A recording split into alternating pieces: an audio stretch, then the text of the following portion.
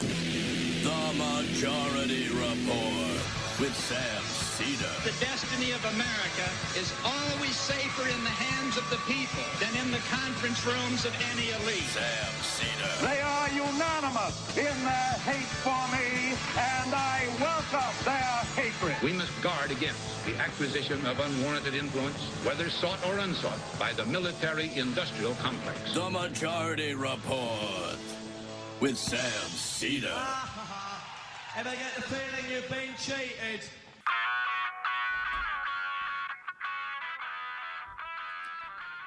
It is Wednesday, November 5th, 2025. My name is Sam Seder. This is the five-time award-winning Majority Report.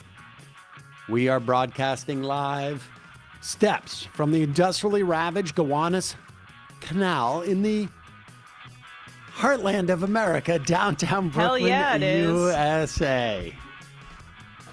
On the program today, Usamah Andrabi, Communications Director and spokesperson for Justice Democrats, and Adam Green, co-founder of the Progressive Change Campaign Committee. Meanwhile, and on, I guess, Democrats blowing out Republicans across the country. They ran the board, the entire board. We're still digging for a loss anywhere.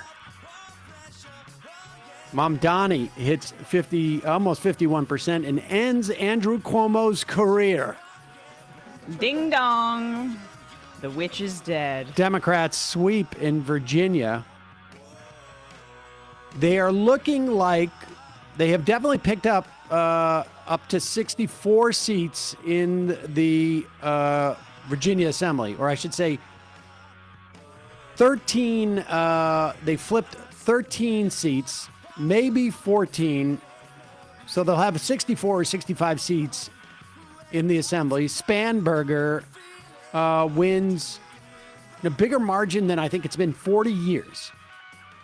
Mississippi, Republicans lost their supermajority last night. Maine rejects tighter voter rules. Democrats win the governor race in New Jersey by 13. Hold 3 Supreme Court seats in Pennsylvania. Win the first statewide races in Georgia in 20 years. Bam. And they won 2 of them. Wow. Proposition 50 in California wins. Omar Fateh in a runoff in Minneapolis. Meanwhile, in other news, day 36 of the shutdown. It's the longest in history now officially. I am told by Emma. Corrected. Trump now threatening to take away unemployment insurance. In the Pacific, U.S. kills another 2 random boaters. Trump's emergency tariff authority faces potential fatal challenge today at the Supreme Court. Meanwhile, Trump's still considering waging war on Venezuela. And Paramount Pictures, now owned by an arch-Zionist, has a blacklist of actors who are supportive of Palestinian rights. Good news, a follow-up on our interview with a former producer on this program. News Guild reaches a tentative agreement on behalf of the Daily News. And lastly, Trump's IRS kills the free filing service set up in the past couple of years by the IRS, all on behalf of Intuit, which donated millions upon millions of dollars to Donald Trump. All this and more on today's Majority Report. Welcome, ladies and gentlemen. Hello. We made it. We did. We're here. Yep. We had some fun, A little yeah. worse for the wear, but it was all in service of celebration. Yes. We jetted over to the Zoran Mamdani speech last night. I mean, we made it by the skin of our teeth, basically. Sam did a lot of work plowing us through crowds. I've never seen you with such determination before. I wanted to go see it. You know, we walked all the way over there. Well, that's how you know you're a longtime New Yorker. You have that like power walk down, getting through crowds. But we made it. And then some nice woman who I think manages the Paramount bought me some tequila shots. So, you know, a little bit of a headache today, but I am very happy overall. Yeah, it was a lot of fun when we got to see the speech. But of course, last night,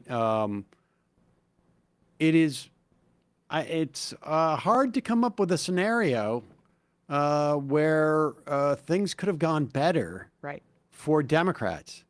And there's a lot of actually, like I say, you know, we had said this last night. There are a lot of material implications from these races, but there's also a lot of implications, both in terms of what it is predictive of in the midterms, but almost more importantly than it being predictive in the midterms, it does send a message to all political players, essentially, ranging from Trump to Mike Johnson to Democrats in the Senate contemplating caving on the shutdown, to Democrats across the country.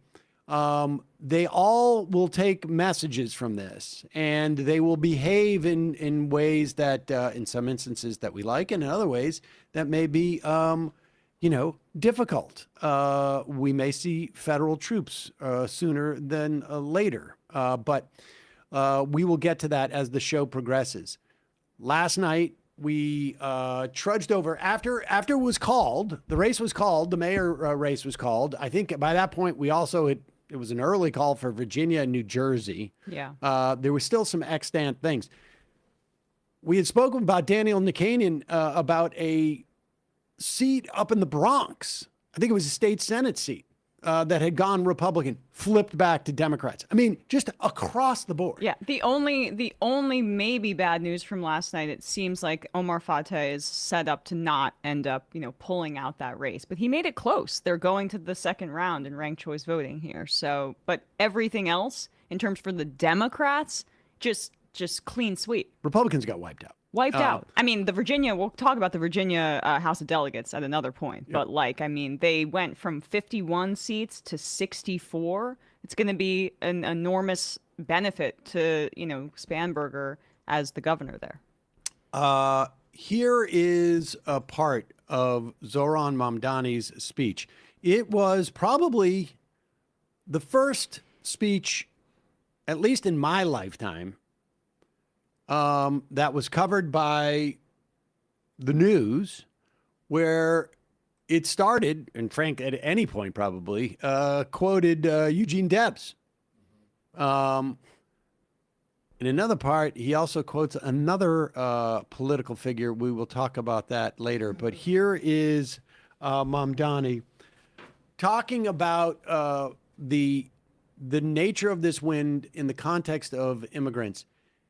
Zoran Mamdani, I think it's in the history of New York City, is the first mayor to ever come from Queens, who lives in Queens.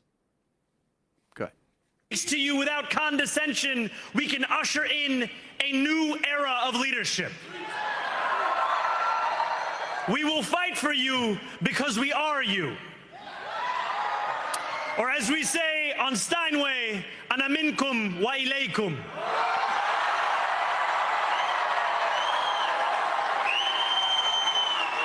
Thank you to those so often forgotten by the politics of our city who made this movement their own. I speak of Yemeni bodega owners and Mexican abuelas, Senegalese taxi drivers and Uzbek nurses, Trinidadian line cooks and Ethiopian aunties, aunties. The speech was, I have to say, this speech was pretty aggressive. It was interesting because a lot of times you'll see candidates come up and sort of project a certain conciliatory approach towards who they've run against. And Mamdani did a different thing. He was still very aggressive towards Andrew Cuomo and who he beat. And then he was very humble when it came to talking about all the people that helped him. It was pretty impressive. Here is part two, or another clip, I should say, where he addresses, and Andrew Cuomo closed out his closing argument was, I'm the only one who can keep Donald Trump out of New York City. As you know, Donald Trump endorsed Cuomo in the last day. And I think it actually was effective because Curtis Lewa was, Mamdani got about the number that he was polled around. Curtis Lewa was projected anywhere from 15 to 21 points. He ended up with 7. And I think that difference went to Andrew Cuomo, because maybe in part because of Trump's endorsement. So a lot of Cuomo's votes came from Republicans, in addition to some small, or I said mid-sized percentage of Democrats. But here is Mamdani addressing Donald Trump. Together, we will usher in a generation of change. And if we embrace this brave new course, rather than fleeing from it, we can respond to oligarchy and authoritarianism with the strength it fears, not the appeasement it craves. After all, if anyone can show a nation betrayed by Donald Trump how to defeat him, it is the city that gave rise to him.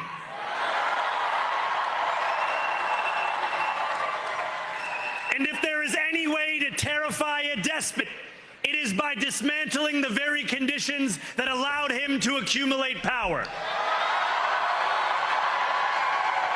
This is not only how we stop Trump, it's how we stop the next one. So Donald Trump, since I know you're watching, I have 4 words for you. Turn the volume up.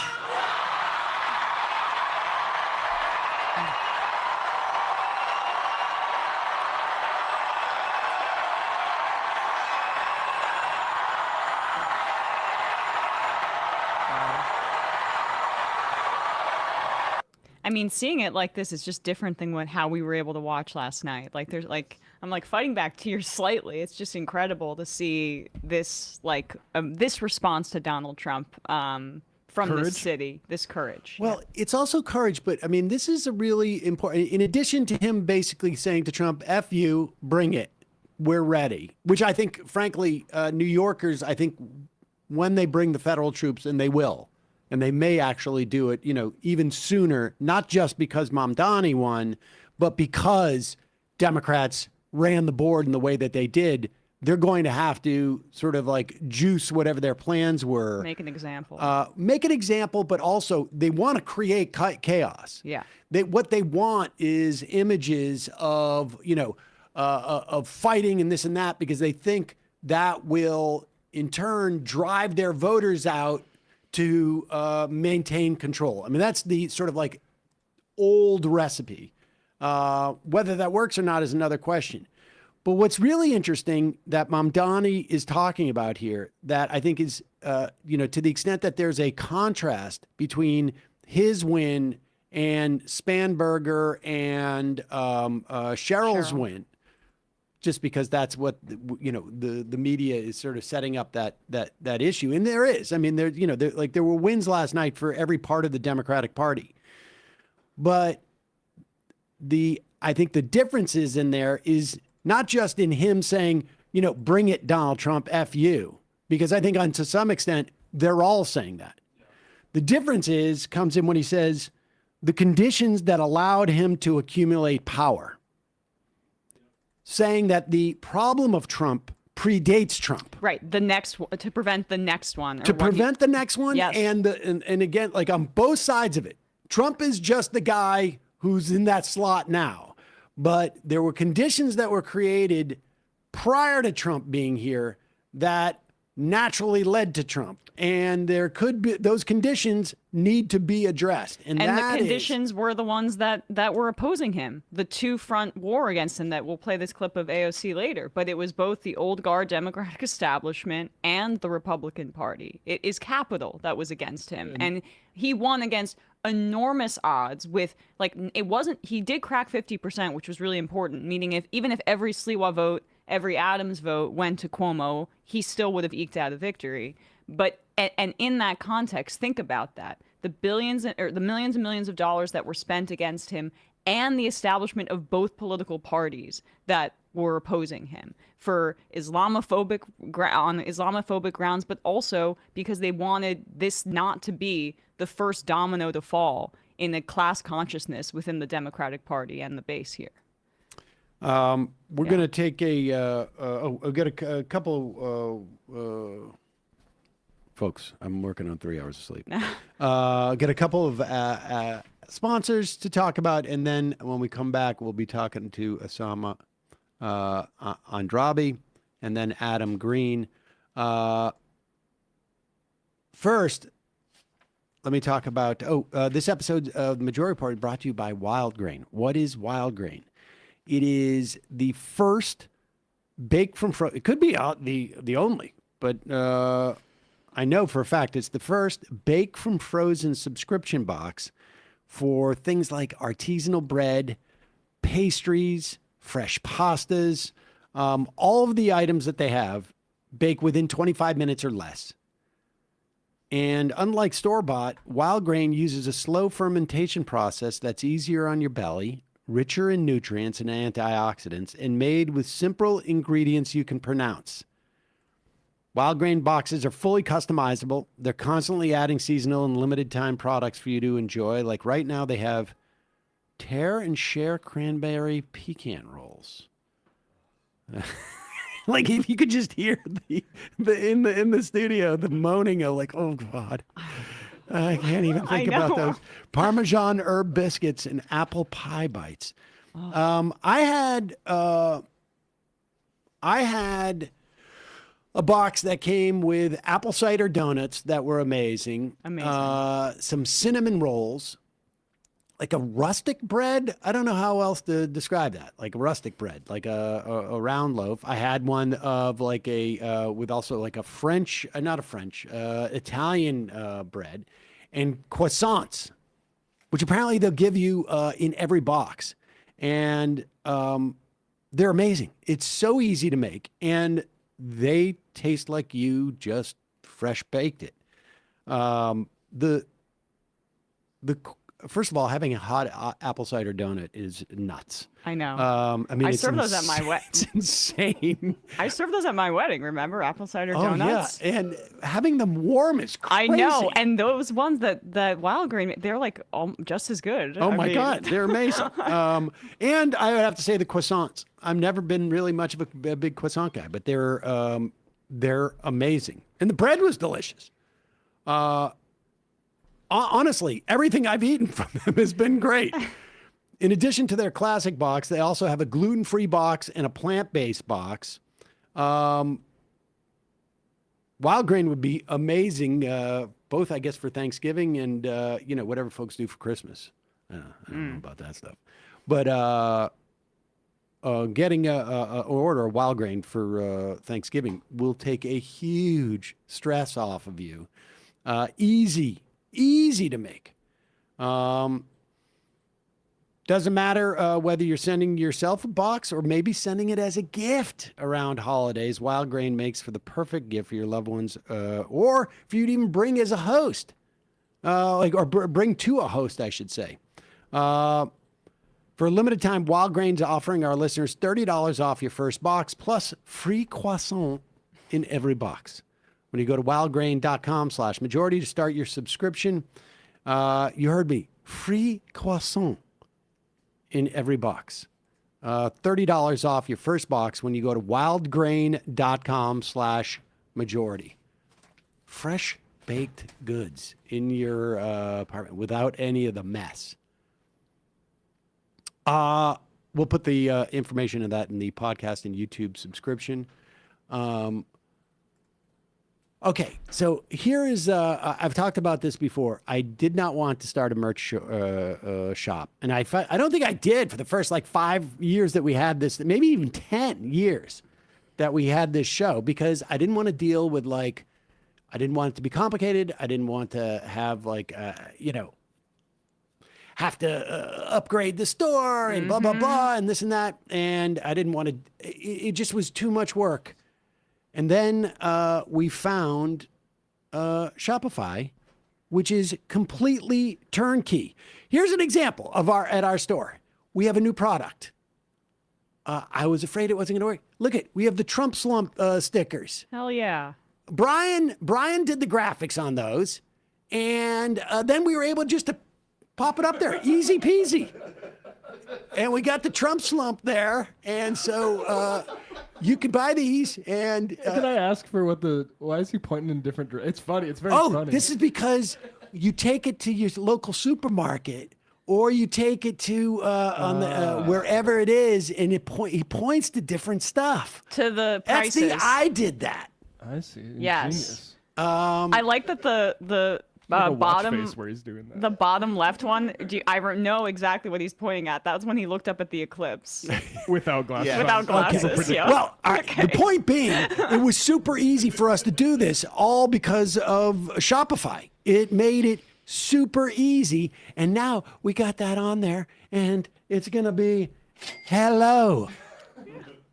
Actually, we're selling them at cost. We're selling the stickers at cost because we want people just to use those and deploy them. Shopify makes it super easy. It is it's the commerce platform behind millions of businesses around the world. Magic Spoon on Shopify. Majority Report on Shopify. Brands just getting started, and they have hundreds of ready-to-use templates, which will match the style of your site. In ours, it's minimalist, as it were. It has AI tools if you want that help you put together product descriptions and page headlines, and even enhance your product photography. And Shopify helps you manage your inventory. So if you have an online store and an in real life store, or you do pop-ups, or you do shows where you sell merch, all of it gets integrated. In addition to on YouTube, our YouTube shop is now, you can buy stuff on our YouTube channel. You can buy it on all the different social media platforms. Shopify makes it easy. If you're ready to sell, you're ready for Shopify. Turn your big idea into cha-ching with Shopify on your side. Sign up for your $1 per month trial and start selling today at shopify.com/majority. Go to shopify.com/majority. That's shopify.com/majority for a little bit of this. All right. Descriptions in the links and codes in the podcast and YouTube descriptions and at majority.fm. Quick break. When we come back, Usamah Andrabi, Communications Director and Spokesperson for Justice Democrats.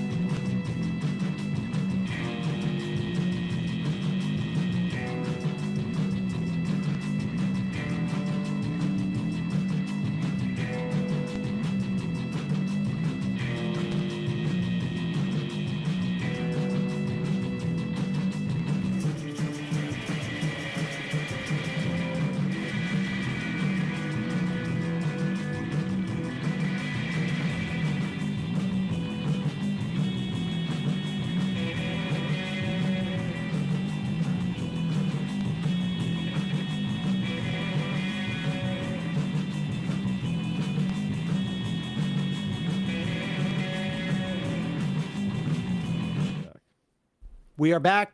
Sam Seder, Emma Vigland, both at about 68% Capacity. Yeah. Combined? Combined. Joining us now, Usamah Andrabi, Communications Director and spokesperson for Justice Democrats. Usamah, before we came on air, you were talking about you were watching the feed from the Mamdani, I guess, election party, or one of them. There was like a half a dozen, maybe more, in the city because there were so many volunteers. And you were noticing that you recognized or half recognized so many people in the crowd. And one of the things that's amazing about this win is that it's not just about Mamdani winning. It's about a whole cadre of new political people who have influence within the context of, you know, what people say is the second hardest job in the country, mayor of New York City. Yeah, I mean, absolutely. You know, I did not see James Carville or Adam Gentleson in that crowd. And that was a sort of welcome reprieve to see, you know, the DSA folks I know, the UAW people I know, the, you know, various just canvassers I know who have no affiliation with any organization, who are just inspired by this campaign, as well as so many other movement leaders. And I think that is really what this campaign was so much about. Is this has been such a dark time for all of us, and especially for folks in New York. And I think especially for young people who, you know, are coming off of myriad of crises from COVID onward that has left them feeling so isolated and alone. And why this campaign felt different is because it wasn't just a campaign. It was something to be a part of, something to do on a daily basis. That is such an important point, because it was a sense of community when we are just so isolated and atomized. I was eventually my episode with I've Had It will come out, but I spoke a little bit about my experience going to Trump rallies back in the day. And even though, of course, there were many disturbing elements about that experience, the overarching feeling you get is like, this is sort of a sense of community for the people that are going here, where they feel like they're a part of something greater. And that is really important for any political movement. And that's what Zoran has really tapped into, is like bringing people together towards a common vision. And so when we were playing some of the CNN coverage last night, where they're trying to say, you know, overplay what's happening a little bit in Jersey and in Virginia, but they don't have that. That's not something that those campaigns have. What Zoran's campaign, what Bernie's campaign always had, was the flip side of that horrible dark energy from the MAGA movement. Yeah, absolutely. You know, I think that is a difference. Like, you know, I'm very glad that the governor of Virginia is not a Republican. I'm glad that the governor of New Jersey is not a Republican, and those are big wins for the Democratic Party. And I also think that the only campaign that sort of provided a tactical blueprint for how this party can move forward last night was Zoran's campaign. And I think everyone knows that. I think the folks on CNN who are downplaying that know that as well. I think, you know, the Chuck Schumers of the world know that as well. And it's a threat to their power. That's why they don't want to talk about it. That's why they don't want to see it happen, because they want to be the kingmakers of the Democratic Party. They want to be the people who decide which donors give to what candidates and what candidates become the nominees. And I think what we showed, you know, what that campaign showed is, right, everyone talks about the assemblyman that no one knew a year ago. And it's never been just about Zoran, right? It's about everyone seeing themselves in what Zoran is doing across the city, and Zoran, frankly, meeting people where they're at. I saw Ken Klippenstein put something out earlier today talking about how, you know, Zoran literally met people where they're at, be it at the bodegas, be it at the taxi cab stands outside of LaGuardia, wherever everyday working class people were. He was in the streets legitimately talking to them to understand what is the biggest crises they're facing and how he could help build a solution for it. I have to say, you know, in the thick of the campaign, I didn't necessarily pick up on this, but you know, it's a big difference when you have a candidate who is in their 30s than the candidates, you know, because I don't watch it's quite possible that Spanberger was going around everywhere. I just happen to live in New York City, and so I see this. But it just strikes me as like, wow, I haven't, and you watch a national campaign, but I haven't seen a candidate who was campaigning so hard. His energy was insane. And on some level, like that's indicative of the nature of the candidates that we have had, at least nationally, in this in the country for the past couple of years. Around, like, Obama was very energetic when he ran, but that was now. I mean, he ran his first campaign. That was almost 16 years ago, I guess. 15 years ago. So 17 years ago, and it is a difference. What else, like, from your perspective, what are the things from Justice Democrats who essentially are this dynamic that we saw in New York mirrors the dynamic that you guys do in federal races, congressional races in particular? What lessons have you taken from this? How does that set you guys up? What are the implications for your project? Yeah, I think a lot, and a lot of implications. And I think we learned a lot and saw a lot reflected back on us. I think this is a turning point for this movement in the Democratic Party that we've all been working towards for years, of trying to elect leaders with the moral courage to not unite voters, not only against Republican authoritarianism, but also Democratic corporatism and billionaire greed all at once, and having the moral courage to understand that you can do all of those things, and you need to do all of those things if you actually want to tackle the issues that working class communities demand. And, moral courage, our PAC director, Jeff Simpson, who also helped support Zoran's independent expenditure in his personal capacity, put out an op-ed today in Zateo that talks a lot about how, moral courage is a tactical blueprint for what we should be looking for in candidates. And that's moral courage in a lot of different things. It's moral courage to take on, the billionaires and corporations raising our prices. It's the moral courage to stand up to AIPAC and the Israel lobby, however they may appear, when they are threatening us. And it's, the moral courage to take on real estate corporations and Airbnb and the Democratic establishment who refuses to support even a Democratic nominee, and still move forward with a smile on your face. And I think it proves sort of the theory of our case, which is Democratic primaries can be a battleground to decide the future of this party.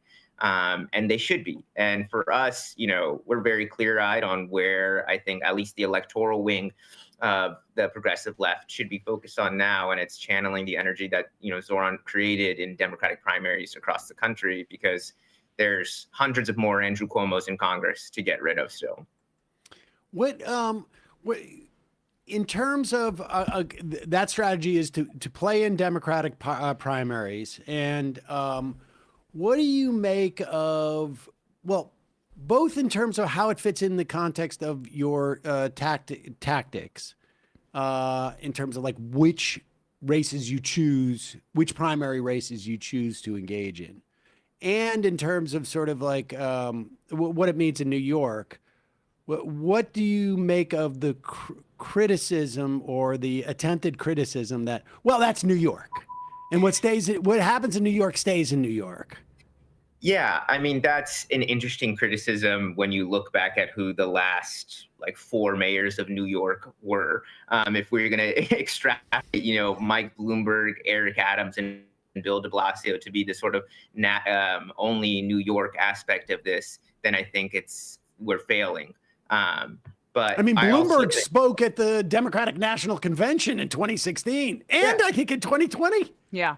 No, absolutely. And I think, we try and pretend.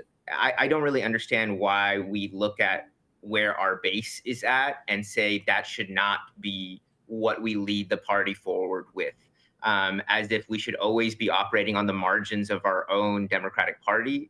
I think our whole impetus behind what we do in targeting deep blue districts with Democratic primaries is that there's no excuse there.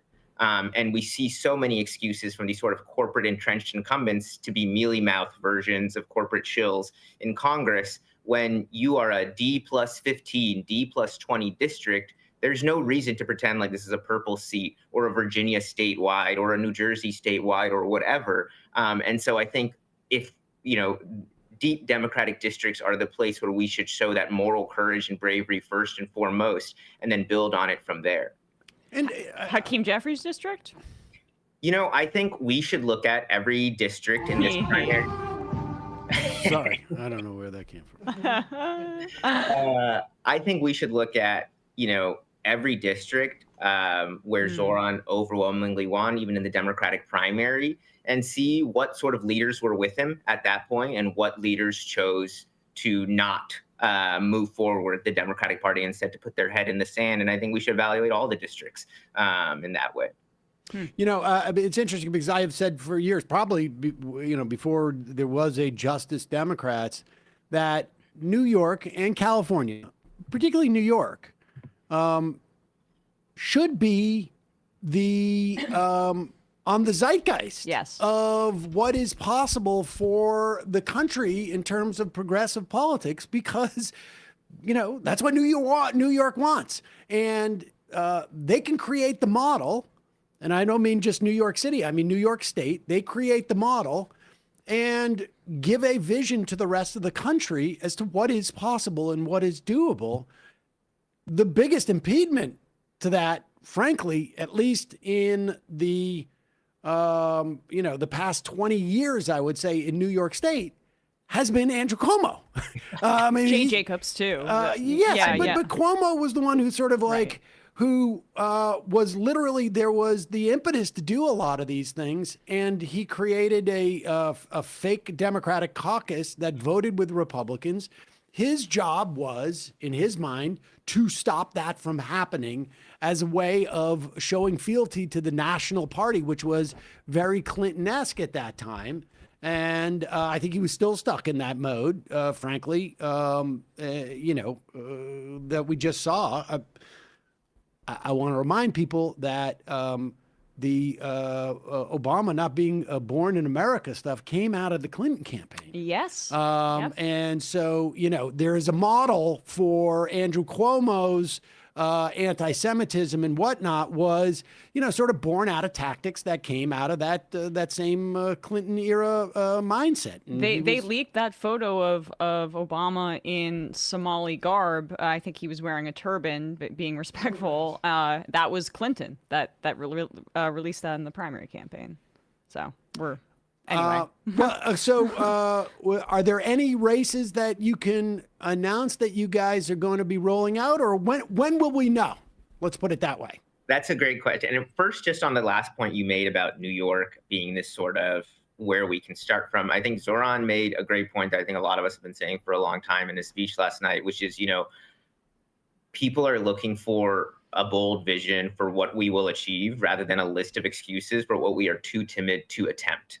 And I think this Democratic Party has been too timid to attempt anything for so long. And that's always what we hear as a response when it's like, oh, this is just New York. Oh, it's just California. Oh, it's, every single place we can name, and we say that, when obviously, one, we have reasons to disprove that in states across the country. And two, voters just want to see someone try and fight for it rather than just hear why it's not possible.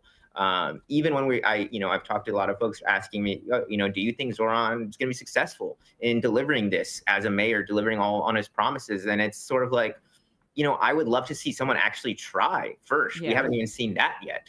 And to have this sort of bold agenda and actually try and fight for it it's a baseline, but it's a baseline that I think all of us are craving so desperately across the country. And so really want to see that. And to your other point, we've launched 4 primaries so far. We have some more endorsements coming out. We can definitely count. You can look towards the end of this year. There will be a few more rolling out in the next 2 months, maybe some in New York, maybe some elsewhere. But I think, this is a moment for all of us in this movement to really capture and take across the country, because we can't let this be a victory that ends in New York. It needs to be a signal to candidates across the country that we can take on the wealthiest, most well-connected, and most entrenched incumbents and win if we have the moral courage and the coalition to do so.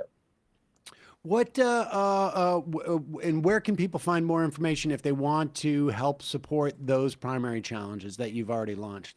Yeah, you can go to justdemocrats.com/donate if you want to support our campaigns. Almost all of our money goes towards supporting our candidates outside of funding our staff, which is a small but mighty team.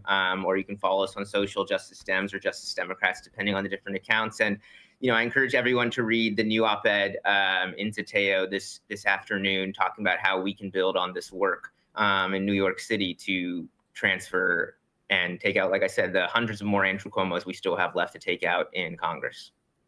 Appreciate talking to you, and congratulations to everybody. Thank you. And I mean that like literally everybody. Thanks so much. We'll see you, Usamah. We've got to take a quick break. Let's see. Gerald from New Orleans says, "Oh, Sam, no impediment. It's impediment." Just like listen. I can't even read what your correction is. We don't need to. Are we really gonna? I mean, on this day, if you've watched this show for more than like 2 episodes and you have an expectation that I'm going to pronounce things correctly, I got news for you. That's not what we do here. Yeah. One of the tenets of Islam is no backbiting. Global intifada.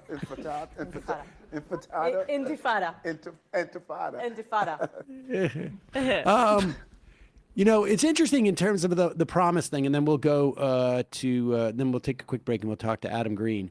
I'm pretty sure there was always a quote I remember that was something to the effect of like, I promise more than I can do, able to do what I promise.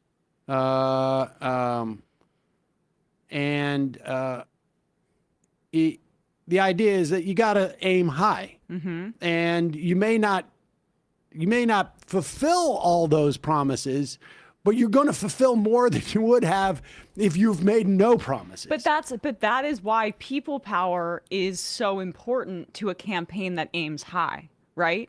Like that is where you get democracy actually working, because those are activated people that can put pressure on politicians to get your agenda across. Like they act like the promises and the way that he campaigned are in some way disconnected. No, the way that he built his power and the way he was able to win is exactly why he's way more likely to achieve what he set out to do. Yep. All right, quick break, and then Adam Green from the Progressive Change Campaign.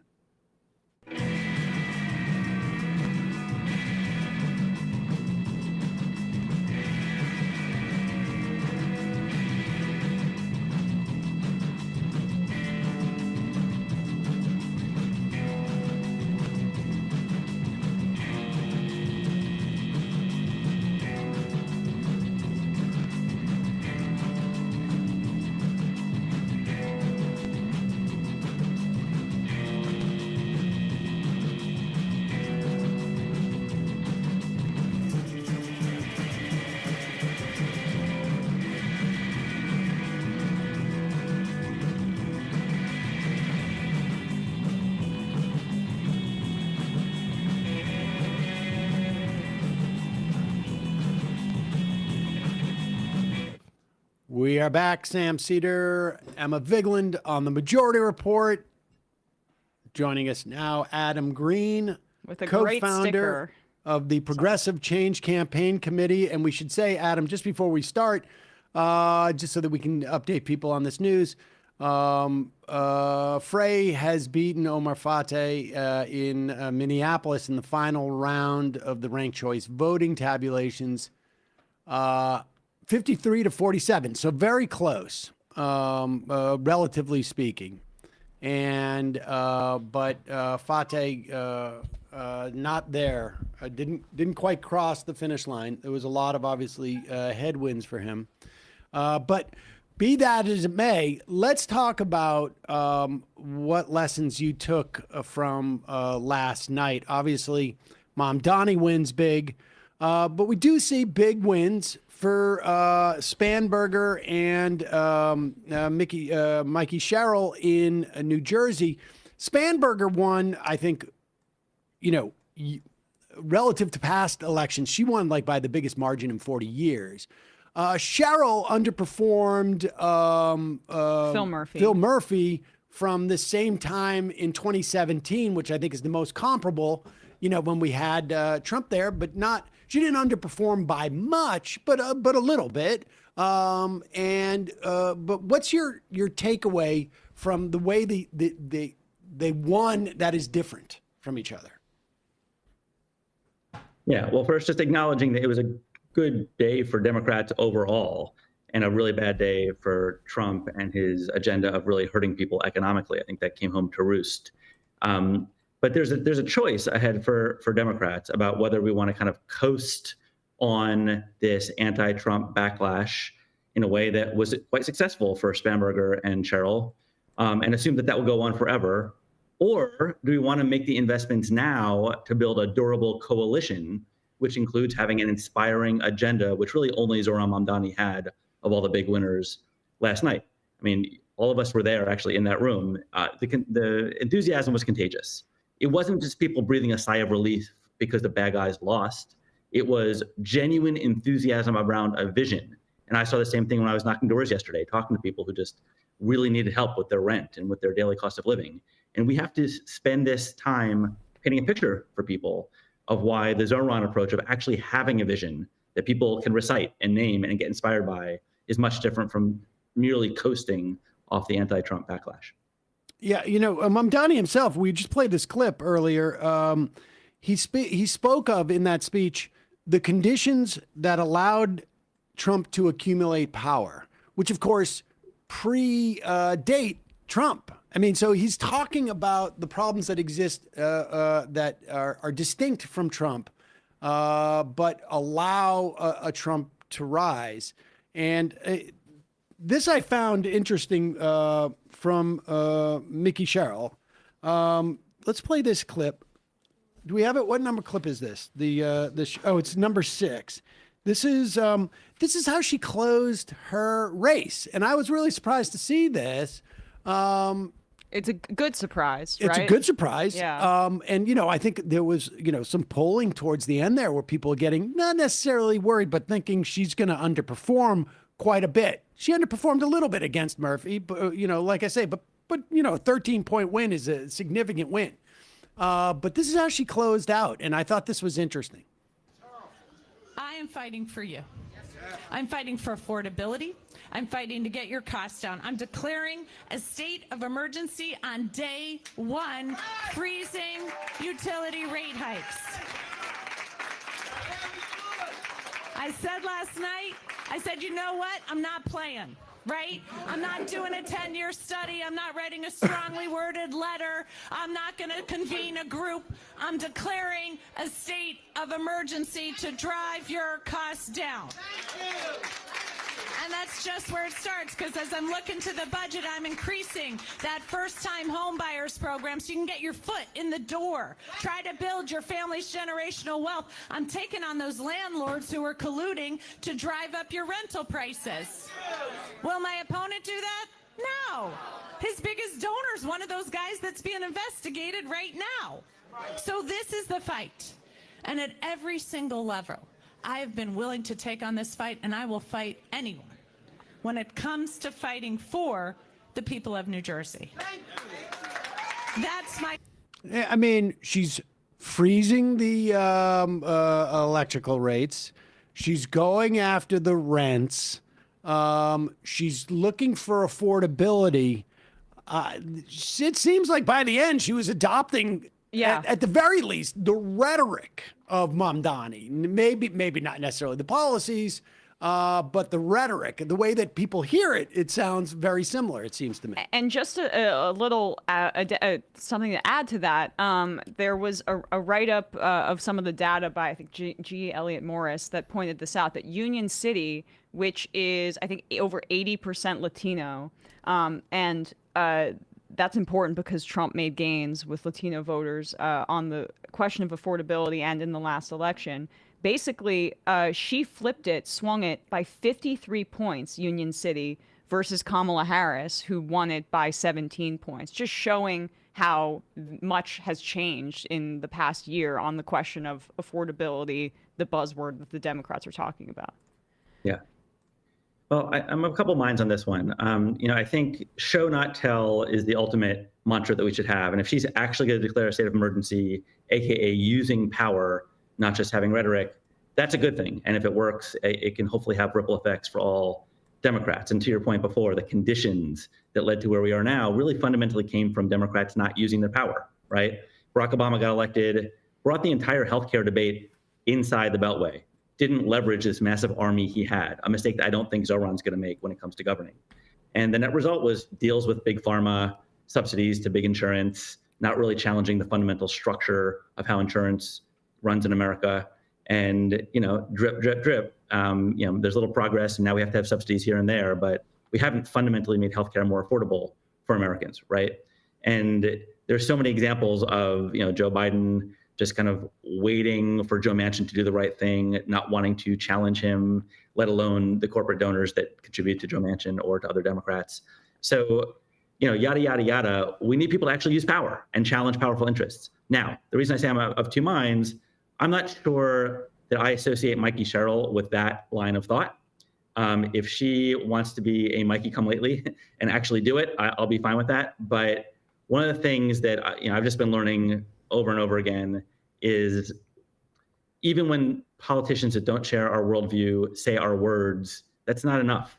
We need people who actually mean it, can defend it, live it, breathe it, ooze it, and be believed by voters and also be believed by their opponents as a source of leverage. So I wish her luck in that if she actually does it. But I do think that we need people to actually have a worldview, a way of seeing power, a way of challenging power. And Zoran, to me, and obviously to you, is the high watermark right now. Yeah, I mean, I think the bottom line is we keep having these series of change elections every single time, and I'm looking at the data in terms of we know that 85% of the people who voted for Mamdani did so because they were pro Mamdani. They were not like voting against anything other than for Mamdani. Yep. In Virginia, half the voters said they viewed the Democratic Party unfavorably. 18% of those unhappy voters backed her anyway. That's in Virginia. You have 22%, or I should say, the president's unpopularity is part of the mix. This is from Dave Weigel. His disapproval rating in both New Jersey and Virginia exit polls was higher than the vote for Kamala Harris last year. And that translated into votes for Spanberger and Mikey Sherrill, which is great in terms of we need to stop the Republicans in every place we can. But when we look down the line, we want Democrats to replace those. We want them either to win re-election, or we want Democrats to hold those seats and to hold the Virginia Assembly, et cetera, which means now they actually have to address those conditions. They have to use their power to do something. And the biggest indication, I think, of a politician who's going to do something. Last night, I don't think there's anybody who is in New York City who doesn't know the 4 or 5 things that Mamdani has promised he's going to do and can judge him on that. And I suspect that unless he gets 3 or 4 of those, he's done after this. He's got to get, hopefully all 5. But he's got to deliver on that. And he just laid it right out there. I'm going to do X, Y, Z, and then A and B, I guess. I don't know. Yeah, I ran out of the... but that seems to be the big sort of rub on some level. Yeah, I think that's right. I mean, there was certainly clarity of message.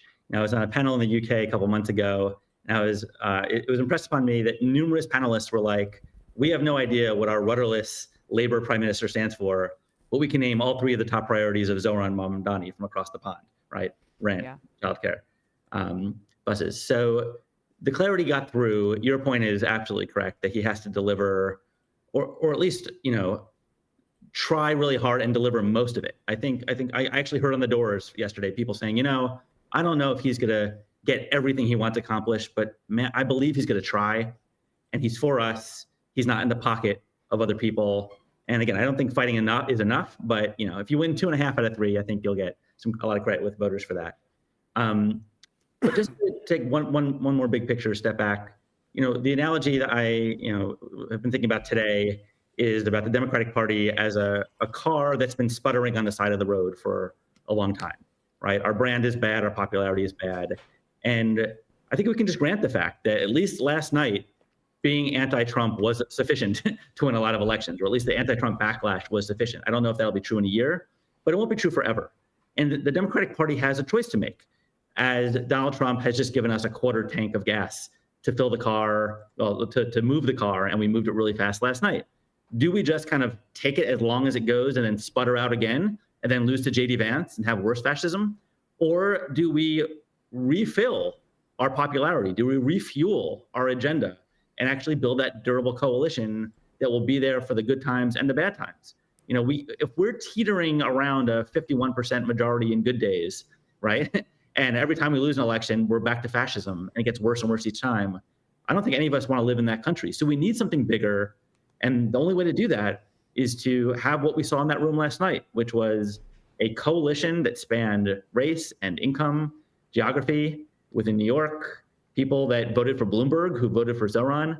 And we just need to build that as a Democratic coalition. So that's why I think that even as we choose our candidates this cycle, we should have in the back of our mind, is this somebody who actually believes in an agenda and will inspire voters to the polls, so we're not just dragging them to the polls against their will down the road? And I think that what you're saying is so on point, and also why you see the Democrats that are in federally elected office are so lagging behind what we're seeing, even when, I don't love what Gavin Newsom's politics. I don't like them at all, actually, right? And even some of the trolling stuff, I'm not crazy about it. But at the very least, he's governing and standing up to Trump in that way. J.B. Pritzker, I think, is a great example as well, in terms of taking the fight to Trump in that way and telling people directly what he's going to do on that front.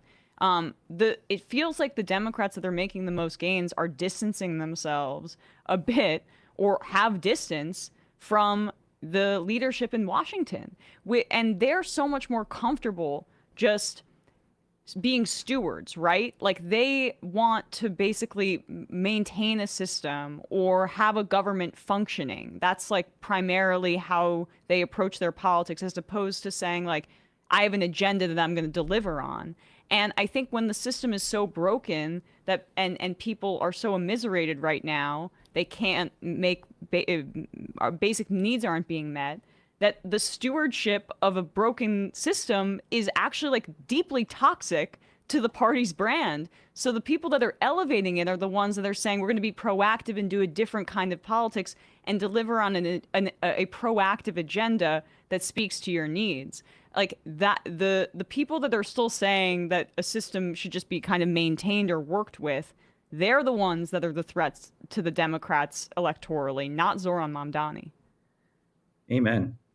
Yeah, I mean, these institutionalists who are trapped in the past will be the death knell of possibly our democracy if they're allowed to lead the party for much longer. I mean, we're getting tea leaves and hints today from Washington that in the wake of gigantic anti-Trump victories last night, Democrats might be on the verge of caving on the shutdown, right? I mean, that's ridiculous. By definition, it's you just proved, whatever the plan was a month ago to get leverage and rally public support has been, it's come to fruition.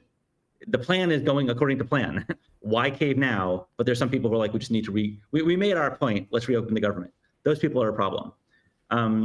Do you think, because we were getting those hints that there was a deal 2 days ago and yesterday, how do you think this win, it seems to me, it makes it much harder for Ossoff, I think, is on that list. From Arizona, Mark, what's his name? Kelly. My brain's not working this morning. Kelly, obviously, like Shaheen.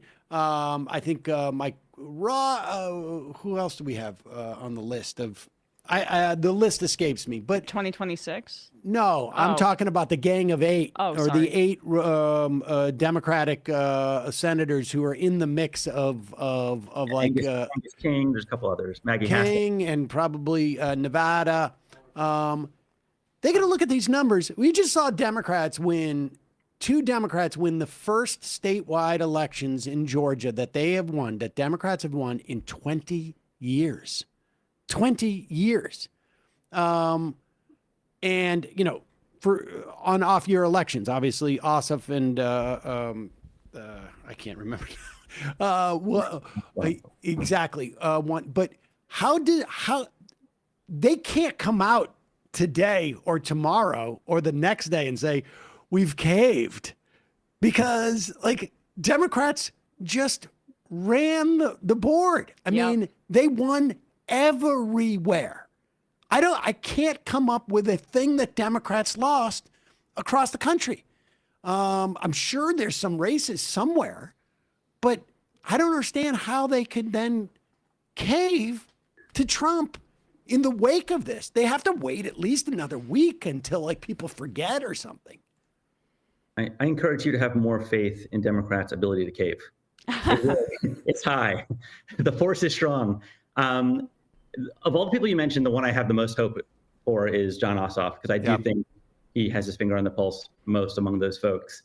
Though, again, we have a Capitol Hill lobbying team. I engage in these meetings, and I'm constantly reminded of how much a lot of these folks live in a bubble, right? These people who have been kind of cloistered talking to Republicans for the last couple of weeks, kind of think some Democratic socialists, one in New York. Like, I don't know that they are properly reading the tea leaves. We'll see. We'll find out.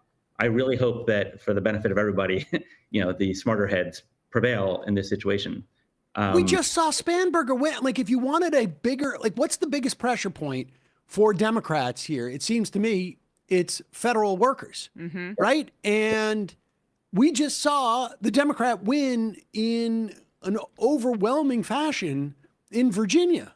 Yeah. I just don't understand, like where all these fired federal workers are, right? Yeah, I mean, how do you feel the pressure at this point? If you are a Democratic senator, you literally have to like keep your hand behind your back and bang yourself in the head with a bat to sort of feel like they're beating down the door on me, like right.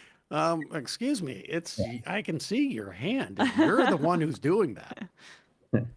Yeah, and as I'm sure you saw, Donald Trump tweeted late last night that there's 2 reasons Republicans lost. One, he's not on the ballot, but the other is the government shutdown. So he's pretty much telling them that's why we lost. Every once in a while, Republicans save Democrats from themselves. So we'll see if that has any influence at all in getting Republicans to, cut a deal that concedes some points to our side. But we'll see. We'll see where that goes.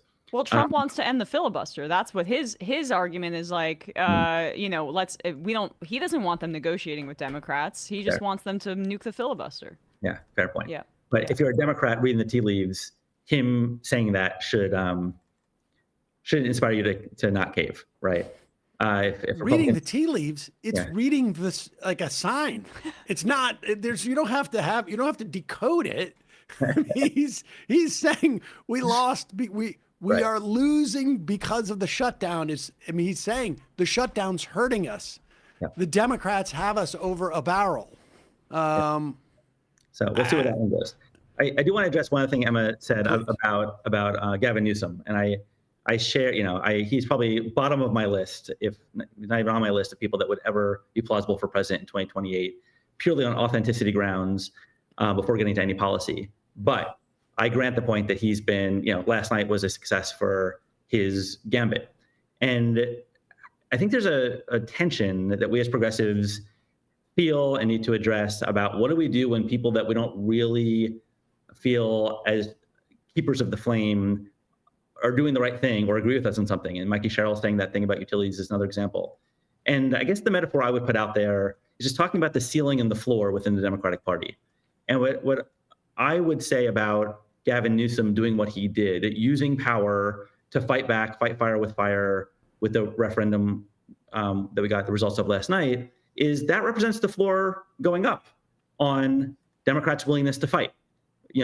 Some of us were, feeling alone in the trenches 6 months ago, back during the Doge days. And, people like Chris Van Hollen got on board and Maxwell Frost got on board and Chris Murphy has been there the whole time. And it's been kind of a growing crew. And now it's like, okay, the floor within the Democratic Party has risen. That's the bare minimum, and that's good. Similarly with economics, those of us who are economic populists have been fighting with a lot of people over the years about how central fighting corporate power should be. And I think we're at a place where the floor has risen, where there's a rough consensus that appealing to working people has to be the centerpiece of what Democrats do. There's different theories and different willingnesses to challenge power and actually name villains, but at least we're all rowing in somewhat of the same direction. And the blue dogs of yesteryear who wanted to, cut social programs are not advocating for that these days. So we can grant those points, but then point to the ceiling. Point to Bernie, point to AOC, point to Zoran, point to the many, many volunteers and voters, record number of volunteers and voters that showed up in New York, and say, you know what? Wouldn't it be nice for all Democrats to aspire to that ceiling, even as we grant that the floor is rising? So I just wanted to put that out there as a way of thinking about things, because I don't think that we need to complain when Democrats do the right thing, and nobody here did. But I think we can acknowledge and then encourage, aspirations towards the ceiling. Does that make? Kathy Hochul is a good example of somebody who is in real time responding to pressure. We'll see how durable that is. And she has a primary challenge with Delgado, and he's nipping on her heels, and he hasn't really, I feel like, gotten a ton of national attention right now because she's kind of boxing him out by endorsing Zoran and staying close to him. But if she doesn't go along with his agenda, that's leverage he has over her, and he has a national spotlight on him now. Totally. Yeah.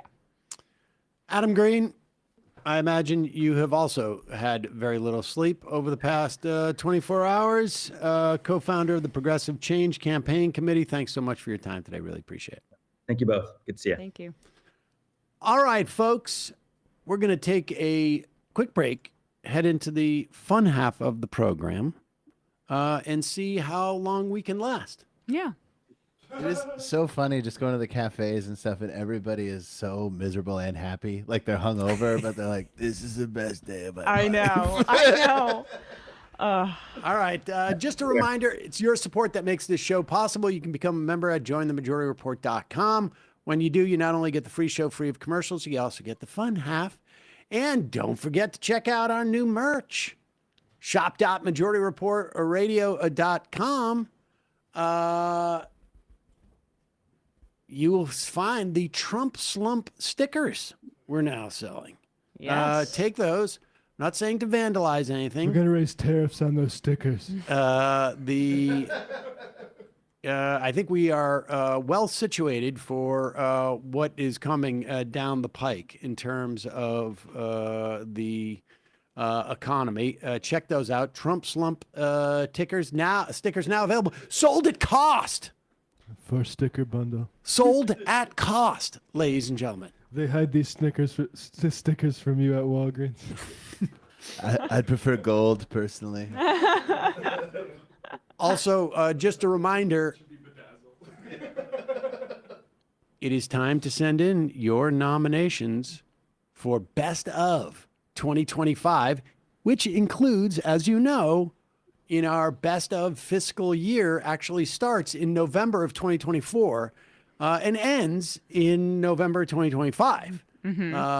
So that is the 12-month period from which you can choose best of segments or best of clips or best of interviews. And what you do is you send an email to majorityreporters@gmail.com and you write best of all things in the subject. We could couple Emma drunk for the primary and high for the for the main election. Exactly. I have to do some tripping in there. Oh my God, my parents must be so proud.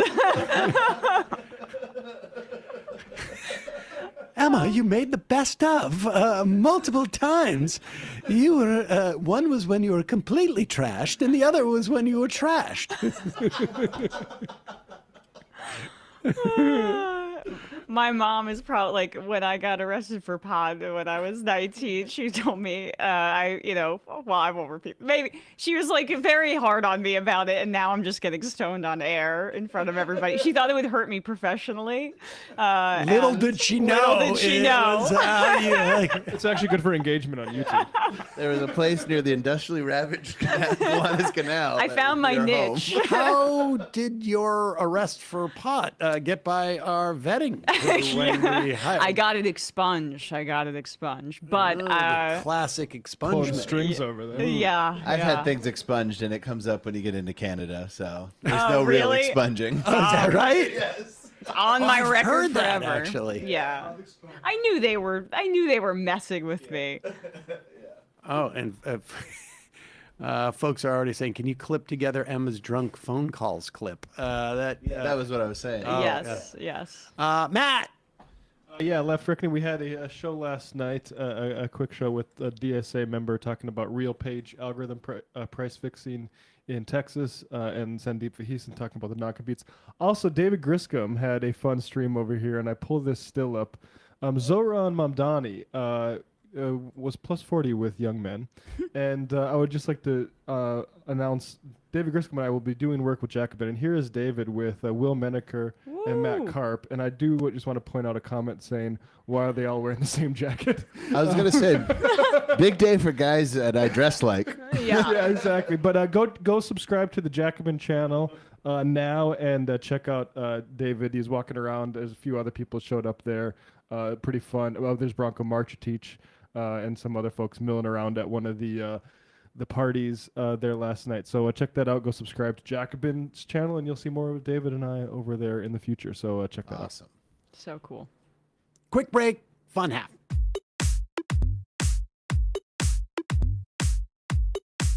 Left is best.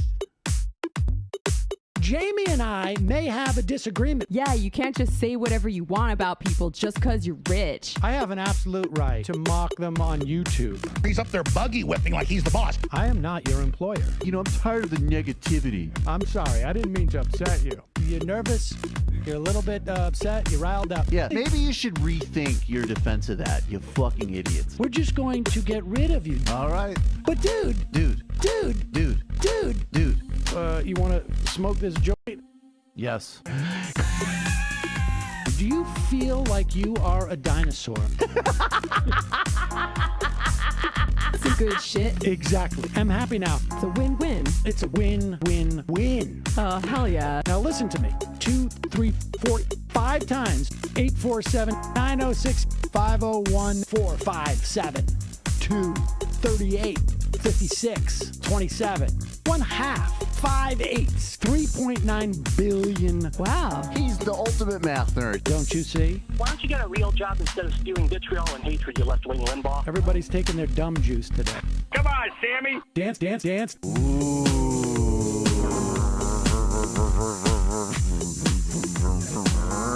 Rand Paul. I had my first post-coital scene with a woman. I'm hoping to add more moves to my repertoire. All I have is the dip and the swirl. Fine, we can double dip. Yes, this is a perfect moment. No. Wait, what? You make under $1 million a year. You're scum. You're nothing. Excuse me? Fuck you, you fucking liberal elite. I think you belong in jail. Thank you for saying that, Sam. You're a horrible, despicable person. All right, gonna take a quick break. I want to take a moment to talk to some of the libertarians out there. Take whatever vehicle you want to drive to the library. What you're talking about is jibber jabber. Classic. I'm feeling more chill already. Good. Donald Trump can kiss all of our asses. Hey, Sam. Hey, Andy. You guys ready to do some evil? Hitler was such an idiot. That guy might be a Nazi. Agreed. No. Death to America. You. Yes. Wow. Wow, that's weird. No way! Unbelievable. This guy's got a really good hook. Throw our hands up. Ooh. Wow. But Sam, I gotta get off. No worries. Let's. I want to just flesh this out a little bit. I mean, look, it's a free speech issue. If you don't like me, Hey! Shut up! Thank you for calling into the Majority Report. Sam will be with you shortly.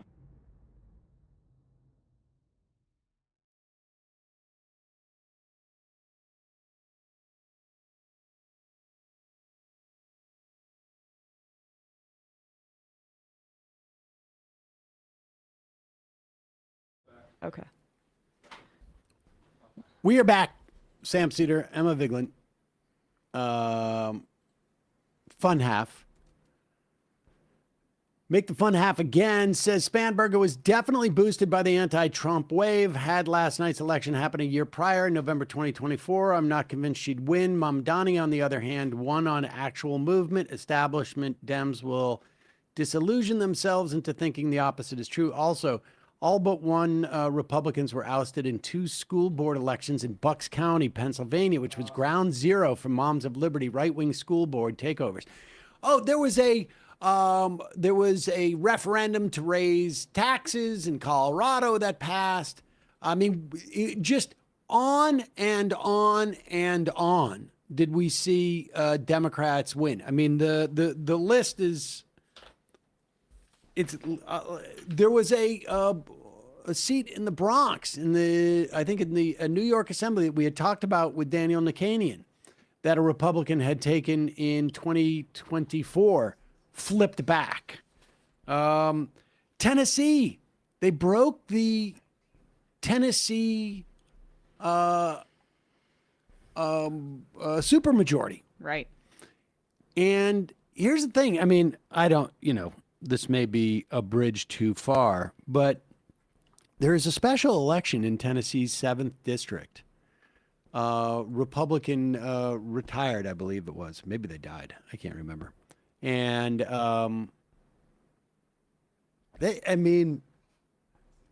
if this momentum continues, it's not inconceivable.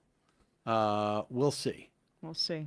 Mike drew me. Can I please get a shofar for my dog, Sophia? We had to say goodbye to her early this morning. She was a dog, and she was the dog, and will be missed by my wife, daughter, and all our friends and family who loved her as well. Yes, that is very difficult to lose. I'm so sorry.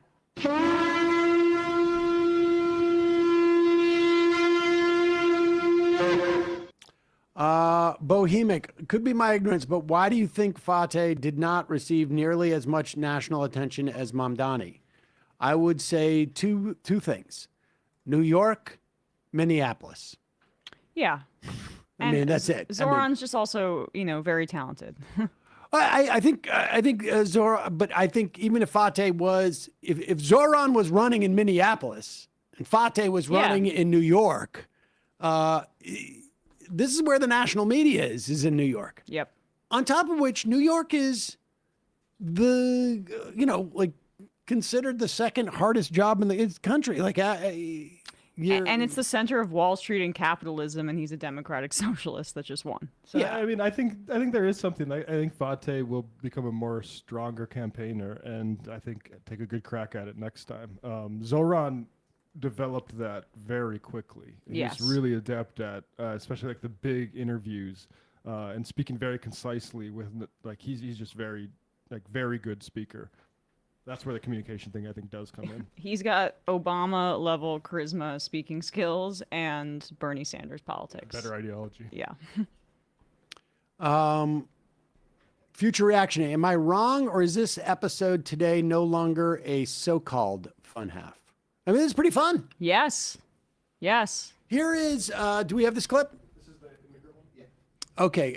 More from Zoran Mamdani's this might have been my favorite line. Victory speech. Yeah. I mean, there were a lot of great lines, but we've been talking about how the Democratic Party has failed our immigrant neighbors by not making a positive case for immigration, and how seeding the framing on immigration has resulted in, disastrous consequences, major human rights, civil rights violations across this country, abuse, torture of people by this administration. And on the federal level, you're still not seeing a positive case being made for like, this is a country built by immigrants. And so I found this quote by this part of Zoran's speech to be really important. That when working people have ironclad rights. Oh, Matt's been watching YouTube again at 2.5 speed. Oh, man. And The bosses who seek to extort them become very small indeed. New York will remain a city of immigrants, a city built by immigrants, powered by immigrants, and as of tonight, led by an immigrant.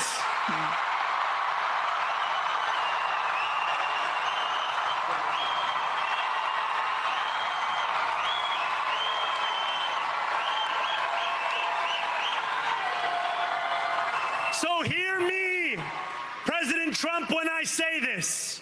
To get to any of us, you will have to get through all of us. Fix the Cory Booker quote. Yeah.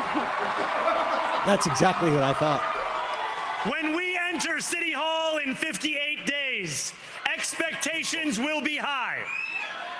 We will meet them. A great New Yorker once said that while you campaign in poetry, you govern in prose. If that must be true, let the prose we write still rhyme, and let us build a shining city for all.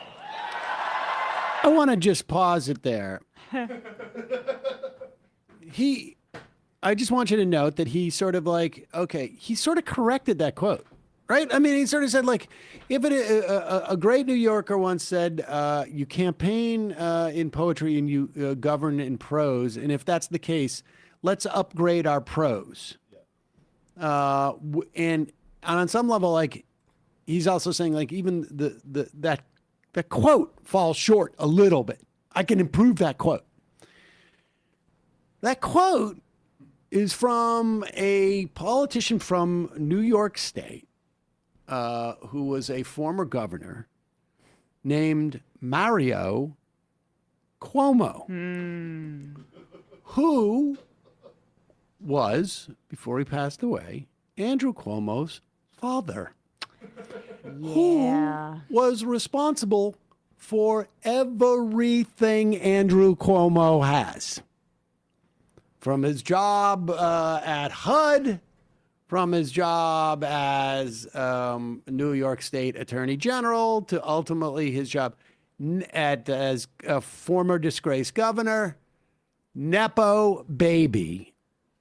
And I seem to remember, someone can fact check me on this, but I think if you look up, one of the things I remember reading about Andrew Cuomo's 50th birthday, and that must have been 15, 20 years ago,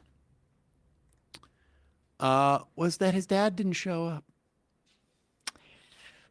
at the birthday. Oh. So that's got to hurt.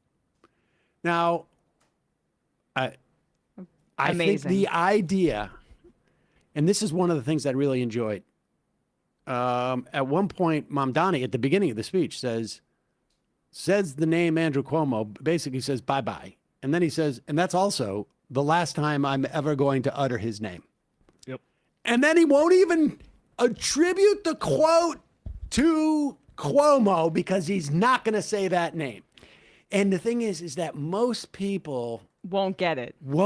Yep. But Andrew Cuomo will. This is like something you would pull. I mean, this It is so Sam. I would say that is something that I would This do. is Yes. so you. Yes. Yeah. Yes. But I love only Mamdani and Andrew Cuomo needs to be aware of that dagger that he just stuck into his belly. And that is why part of what's been so amazing about this campaign is that he never let his foot off the gas with Andrew Cuomo. I've made this point before, but contrast that with what Tim Walz and the Kamala Harris campaign were doing. Like, Walz is particularly egregious because he came out swinging so strong against J.D. Vance, and then on the debate stage was just like, I agree. No. Never let your foot off the gas. Never get defensive. Always be on offense. And his Zoran's disdain for Andrew Cuomo, I can't read his mind, but to me it reads like somebody who is just so disgusted by his complete lack of interest in public service and in the people that he says he wants to represent. The level of entitlement that just oozes out of Cuomo is so antithetical to everything that Zoran stands for. And that's why Zoran's in the streets. That's why Zoran did a hunger strike with taxi cab drivers over the medallion. Like, he's of the people. And Andrew Cuomo could not be less of the people, and yet still felt so entitled to that position. Like, that's got to be something that must bother or must fuel I will tell Zoran. You that I sat in a room, I don't know if it was like 12 years ago. It was in the run-up to Zephyr Teachout challenging Cuomo in the Democratic primary. And I sat in a room with about, I would say, 50 various New York State organizations, like activists who worked with folks living in poverty, service people, homelessness in the state, food insecurity, labor, all across the board. 50 of them in a room. And their intense anger at Andrew Cuomo, with the way that Andrew Cuomo, not even like they were just like, we just can't even imagine someone who's a Democrat hurting the most vulnerable. That is baseline Democratic philosophy, is like, we're not going to change anything structurally, but we're going to provide a safety net. And so people are going to fall, and but we're not going to let them starve on the streets. And Andrew Cuomo was the type of like, I'll let them starve on the streets. Yeah. If it doesn't impact me politically, if it helps me politically, that's what I'll do. And they were, I can't remember who I don't know if it was Lee Zeldin at that time. I can't remember, or it was another guy, Carl, who had a baseball bat, like some weird, I can't remember who it was the candidate. But, I don't think it was Pataki. I can't remember. But they were like, we might rather have a Republican, because then at least we can sort of we have our a natural sort of leverage to fight against a Republican. But with Cuomo, he was so transactional and had bullied any of these sort of natural allies for folks who were working in those areas. They hated Cuomo. And I imagine, Mamdani at that point was probably 18. Palladino? It was Palladino. Yeah. And Carl Palladino, right? I think it was. Carl. And I would imagine, though, having sort of cut his teeth in New York politics amongst those people who advocate for folks who are the most immiserated, the most powerless, the most marginalized, he got that sense of Cuomo by osmosis. Yeah. I mean, it just oozes out of Cuomo. And then just back to the immigrant quote. I hope some national Democrats start speaking this way. I don't know what needs to happen. I mean, ICE is terrorizing communities right now. Can we have the backs of our neighbors, please, rhetorically, even if we're not in power right now? It's really, really important that national Democrats start to speak this way. But who knows? Maybe this whole crop, a lot of them are just incapable, and the only thing that's going to change anything is primary challenges and turnover. Yeah, I think it's the latter. But hope springs eternal. Let's close out our mayoral stuff. I do like AOC's quotes on this. Oh, yeah. Let's listen to AOC then. Yeah. Here's AOC. She was on MSNBC last night as the results are coming in. And here's what she's talking about. And This is, let's see if you can get a sense of who she's referring to in this interview. Well, I think it speaks to the absolutely heroic effort that not just Zohran Mamdani put together, but so many people who participated and were brought together by his campaign. Because they were not just tasked with defeating a Republican. They were also tasked with defeating the old guard of the Democratic Party that essentially led us to many of the perils of this moment. So he had a two-front war to win, which is what makes his victory so deeply impressive. And I do think that this moment, a lot of people who are willing to talk about party unity when it serves them, but not party unity when it serves everybody, it puts those folks on notice. And I think it also puts folks on notice that we have a future to plan for. We have a future to fight for. And we're either going to do that together or you're going to be left behind. And I think that, I think it's... That's so good. Who might she be speaking to? People who talk about party unity and they don't show party unity. Somebody whose job she's... We won't rest!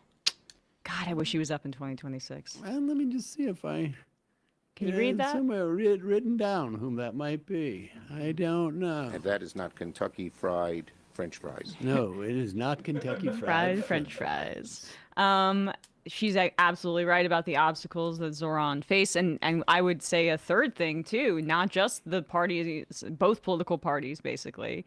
The billionaire class that poured so much money into this race and took up immense ad space at Knicks games, on Twitter, on social media. I mean, blasted him with all of these accusations of anti-Semitism and fear-mongering about, him being Muslim, and also just like the moneyed interest went absolutely insane. And so his victory and getting over 50% with all of those odds stacked against him, it's an enormous achievement.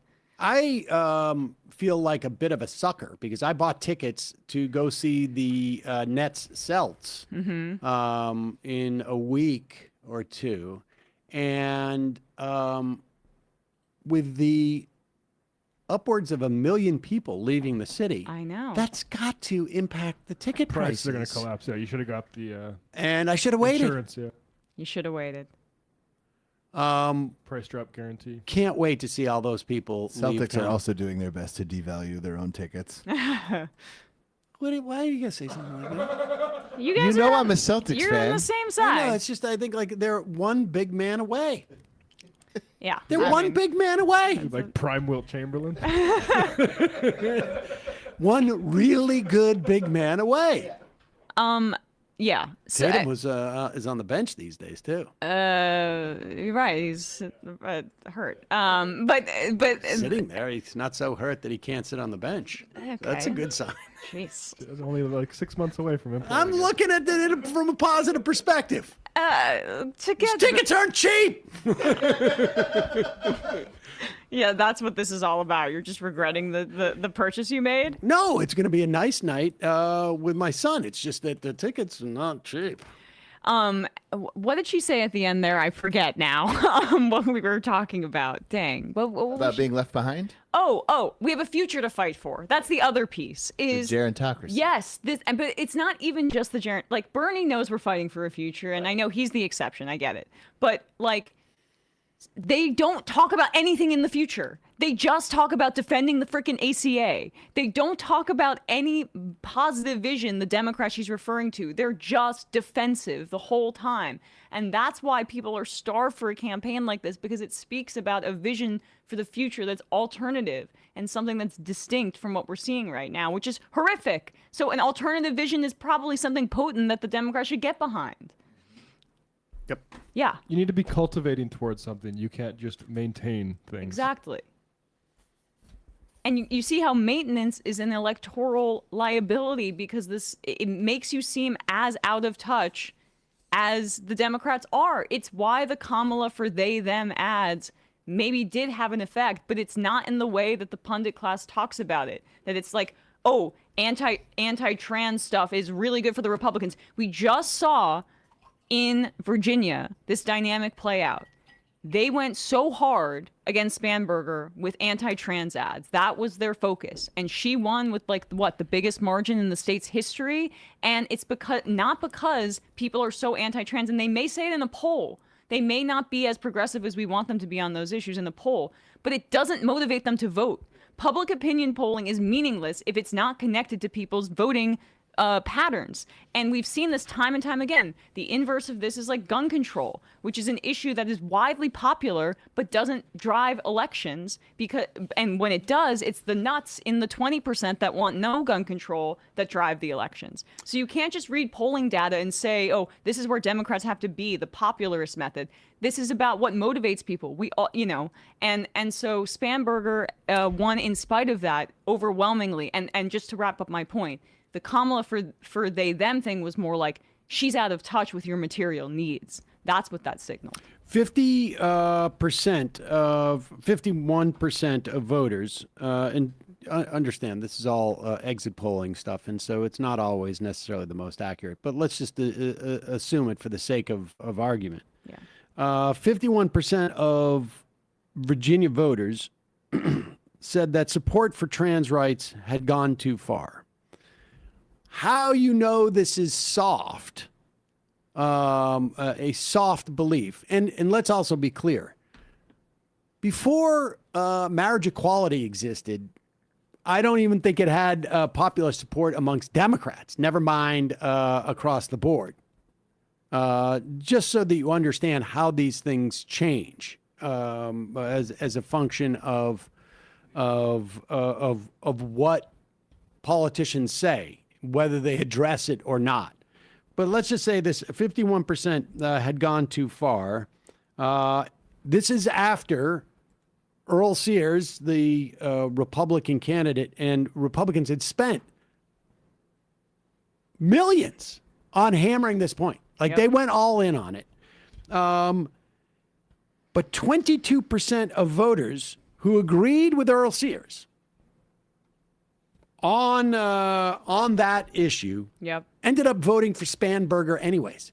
So contemplate this for the moment. What does the Venn diagram look like who feel that trans rights have gone too far and who are voting for Earl Sears, who are Republicans and whatnot. Right.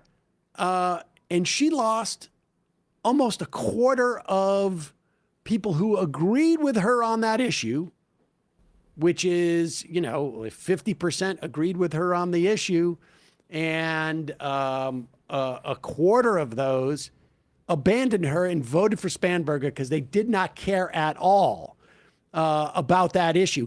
It's quite possible the other 75% didn't care about that issue, but they voted for Earl Sears for a whole host of other reasons. Exactly. And so the numbers of people who are actually voted on that are small. In fact, the lesson that came from that is argued by none other than Vivek Ramaswamy. Oh, yeah. Who is running for governor, right? Is he running for governor or senator in Ohio in next year? Oh, do we not have that one? No, he's running for... Yeah, here it is. Yeah. And these are the lessons that he took from last night, and it's fascinating. Governor. First of all, it's also very funny. He takes a lesson about it's not helpful for us to go all in on this trans stuff anymore. We need to do other things. And then he also, it's a little bit self-serving because Vivek is running into problems, as you know, as a Republican. Is he preoccupied with something? Well, with the base, maybe? Let's see. Here we go. We got our asses handed to us in New Jersey, Virginia, and New York City. Democrats swept all three. There's two key lessons for Republicans. Listen carefully. Number one, our side needs to focus on affordability. Make the American dream affordable. Bring down costs. Pause it. Wait a second. Hold on for 1 second. I'm sorry. Affordability. I feel like I've heard. I'm already doing that. I feel like I've heard a lot about affordability lately. Mm-hmm. It's weird. Yeah. And it's, by the way, if they're going to adopt this, which the right is very good at co-opting language that's being used by Democrats and the left, it can't just be affordability, Hakeem Jeffries and Chuck Schumer. You've got to talk about it more specifically. They're trying to use the widest possible term to incorporate like centrist right-wing Democrats and Zohran Mamdani. It can't just be that, because then this is going to be what it happens. It flattens out. It needs to be a plan. Yes. You need to actually have something concrete to talk about. But be that as it may, let's get back to this rugged Midwesterner. As you can tell, he's fighter pilot. You know what? That's not a fighter pilot jacket. That is it's more of a rancher coat. Oh, right. He's on the prairie. Almost like a pioneer. It's in Montana and it's fall. Exactly. And remember when he used to always wear a suit and looked like the millionaire scam artist that he is? Now he's Literally is. Now he's more like, I'm sorry, I just left my Worried about my cattle. I left my saddled. I left my horse saddled because I got to get back out there. But I want to jump in here and get on TikTok for a minute. The steer. Whoa, nearly. Democrats swept all three. There's two key lessons for Republicans. Listen carefully. Number one, our side needs to focus on affordability. Make the American dream affordable. Bring down costs, electric costs, grocery costs, healthcare costs, and housing costs, and lay out how we're going to do it. And number two, cut out the identity politics. It doesn't suit Republicans. It's not for us. That's the woke left's game, not ours. We don't care about the color of your skin or your religion. We care about the content of your character. Buddy. That's who That's we are. all they care about. We got our asses handed to us. You know why you got to say that if you're Vivek Ramaswamy? Because you are running for office in the party that has been defined by identity for at least 60 years. That identity is white Christian guy. LBJ said we're going to lose the South for 20 years, for a generation after they signed the Civil Rights Act. And I can tell you, he was not talking about losing black people in the South. He could have said, we're going to lose white people in the South. And if you look at, the maps of the past 20 years of electoral, of presidential elections, for the most part, not always, particularly not in this last round, it follows basically the Confederacy. And basically, not exactly, but basically. And so Ramaswamy's finding that one of his obstacles is the fact that he yeah. And his voters are Nazis. Yeah. This is someone replied to him. This is what they think of you. Trigger warning. It's nasty racism. Asian racism of a guy with a turban on his head. Like, allow me to explain your country's identity to you and how it includes me. I mean, this is disgusting, and they can't speak against it other than in vague generalities, right? Like they have to make it pretend like we're not the woke left. We don't care about identity. I got news for you. The woke left, to the extent that it exists, could not exist without what your party stands for. Right. Nasty Nazi stuff. Right. Yeah, like Black Lives Matter exists as a concept because white people who have controlled the country and the narrative have said that basically, you don't say something doesn't matter. You just don't even consider it as something like anything. So Black Lives Matter had to be a saying to remind the white identitarian political party and frankly, the system that reflects that party, that, hey, wait a second, we count too. And he's running into a little bit of it, but maybe he'll be able to change it from within. Well, we're seeing how Nick Fuentes is kind of being folded into the Republican Party.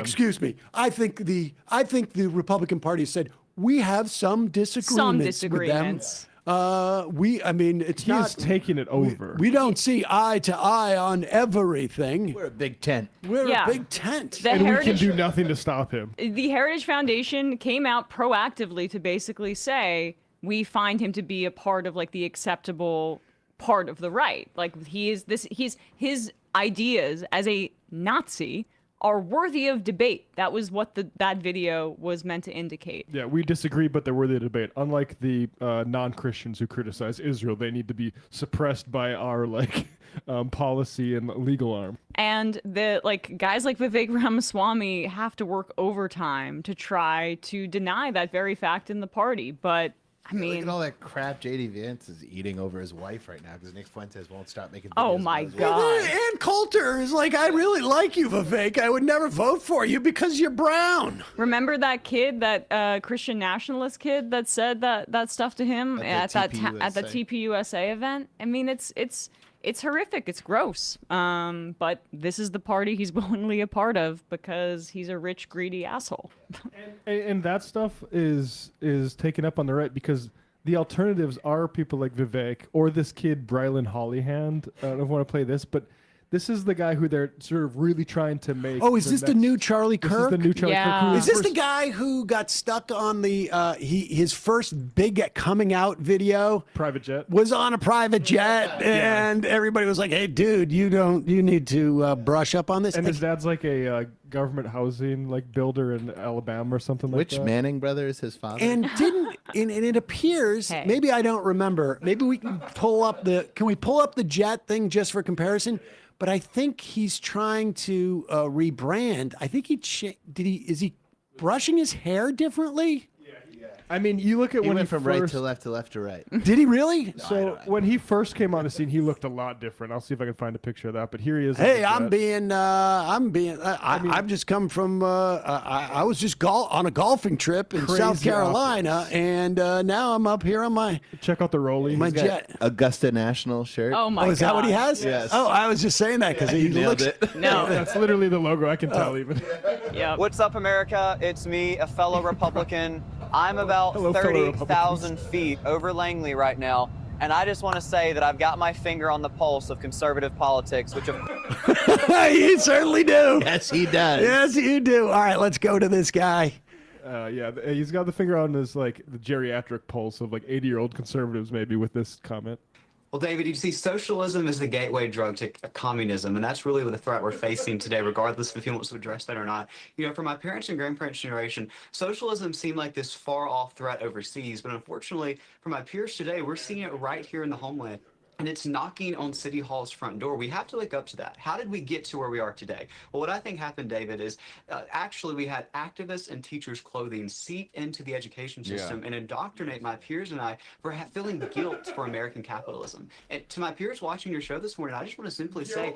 Wait, can you pause it? To my peers watching your show this morning, which peers are watching Fox Business at, I don't know, what time in the morning this is? But so what's how about any time in the morning or it's a Benjamin Button thing. He might be 80. But I'm sorry, the guilt people feel about capitalism as if this is something we feel shame about Columbus. No one can afford rent, idiot. You would know this if you weren't a rich kid flying around in a private jet. Exactly. But that is the first of all, he's talking about his peers who are flying around on a jet, and he's not talking about guilt. He's talking about slightly trepidation, and that dynamic, and he's out of tune. But that's the Rush Limbaugh thing, right? Never doubt yourself. Don't feel guilty. Don't feel you don't feel bad about these images you're seeing. Don't feel guilty about anything. Don't have that creeping doubt in that, hey, wait, maybe this is not the way things are supposed to work. That's what he's talking about. He can't get the quite language there. Dude, billionaires are tripping over their 20-year-old wives to give this guy money. Seep into the education system and indoctrinate my peers and I for feeling guilt for American capitalism. And to my peers watching your show this morning, I just want to simply say communism and socialism are not TikTok trends. This is not some experiment that you can test out in a lab just to see if it works. I mean, people build rafts out of garbage to flee socialist nations and come to America. Find me one person that fled Cuba, that fled Pause it for 1 second. And then they are summarily separated from their children and deported. Or maybe kept in a detention center for months on end so that they can get free labor out of them before they're deported. Just for his peers to know. Right. Kid born in 2002 talking about Cuba. Bitch, to flee socialist nations and come to America. Find me one person that fled Cuba, that fled Venezuela, that came to America for a new life of freedom and are voting for this idiotic, stupid policies in New York City Hall and don't think it's going to end in New York City. If we open the door to this, like I said, this is a gateway drug and we will never be able to get rid of the communism and socialist threat here in the country. Now, is that a promise? I like the implication that it's a gateway drug because it must feel really good. It's like when Republicans talk about like I Porn? don't know, gay sex. Or something. Yeah. If you just get a little taste, you're gonna want more socialism. We'll be able to help I mean, This is the exact that's line probably PBD went true. with, too. Yeah. PBD was like, if your kid was experimenting drugs, you wouldn't be like, try fentanyl. Yeah. See how good it feels. And they keep calling it drugs. That's I the know. oldest GOP move. Nancy Reagan stuff. Yeah. It's like that Walk Hard scene where they're trying to. He's You don't like, want any "You part don't of want any this." part of this, do we? Oh, it doesn't give me a hangover. Let's It's get- cheap. It's good. People are It gonna takes love away your this so anxiety. much. It makes you feel confident. You want anything to do with this. Kind of think I want it. Can we play a little bit of Curtis Sliwa? Because I have to say that like Sliwa was impressive in this race. He lost about 10%, probably 15% of his vote when Trump, I think, endorsed Cuomo over him. But I really genuinely do have some admiration for Sliwa for staying in this race and his commitment to New York City. He could have taken, I am quite sure he was offered as much as he says, $10 million, and he could have walked away with that. But he didn't. Listen to Sliwa and his wife. Brian was like saying how moved he was by this morning. They're a power couple. This is the only genuine love I've ever seen in politics. It's Brian wants them to adopt him. yeah. I just want to have dinner with them and just Hang out. Mom, Dad. Oh. No sound. Us versus them. This has always been us versus them. From the time I declared my candidacy, the masters of the universe, the billionaires, decided that I should not have the right to represent all of you, to be the voice of the voiceless, the working class people who are the backbone of this city. So the billionaires and the insiders and the influencers continue to put the pressure on to say, Curtis, you don't have the right to run. We will determine who the next mayor is. And you remember what I told them. No, no, no.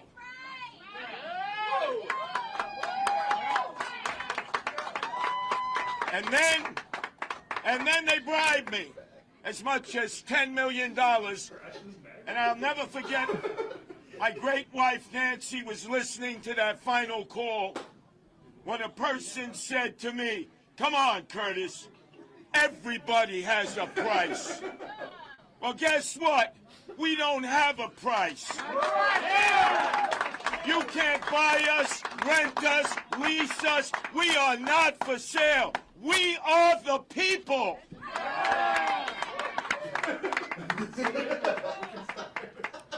So, we have a mayor-elect. Obviously, I wish him good luck because if he does well, we do well. But I will tell you this.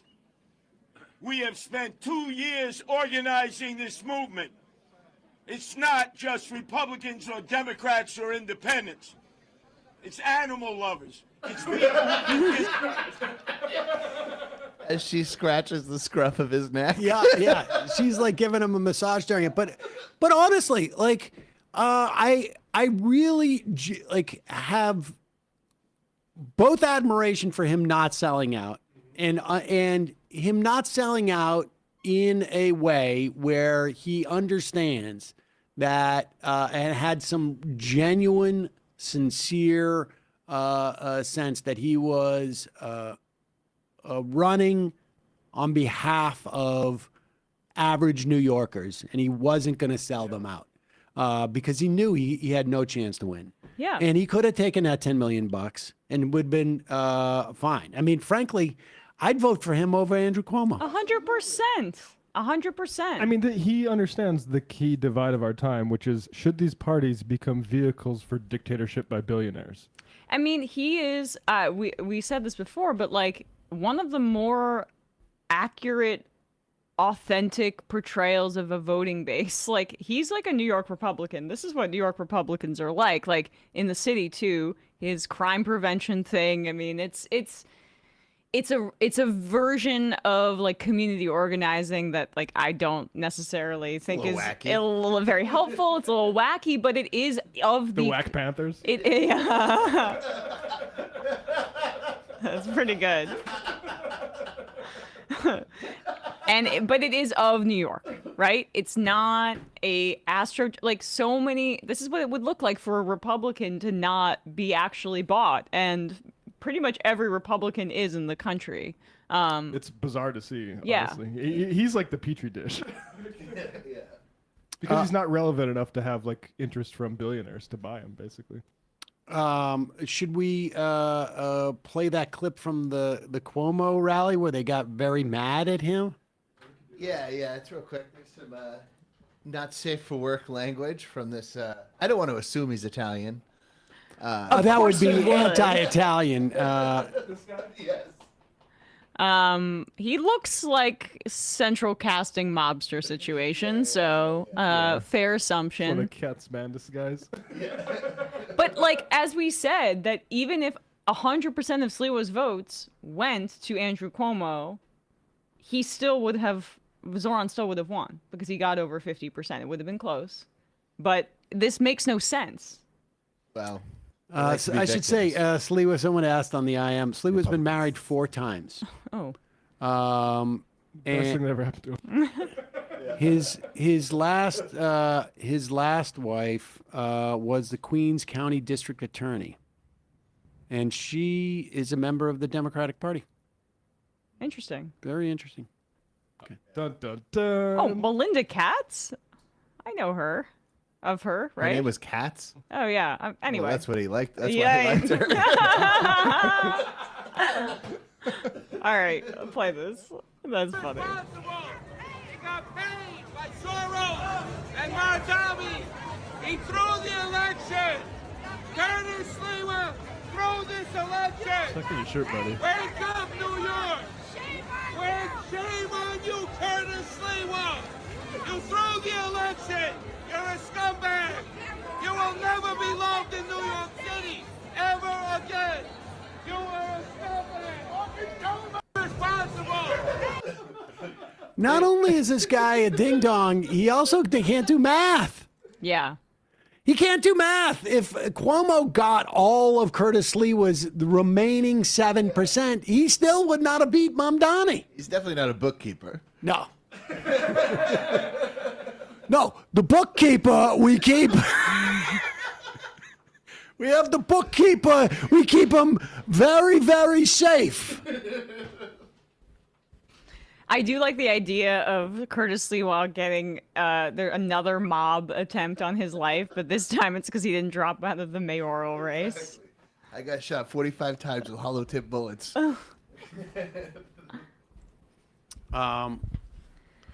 Good for Sliwa, honestly. Yep. Yeah.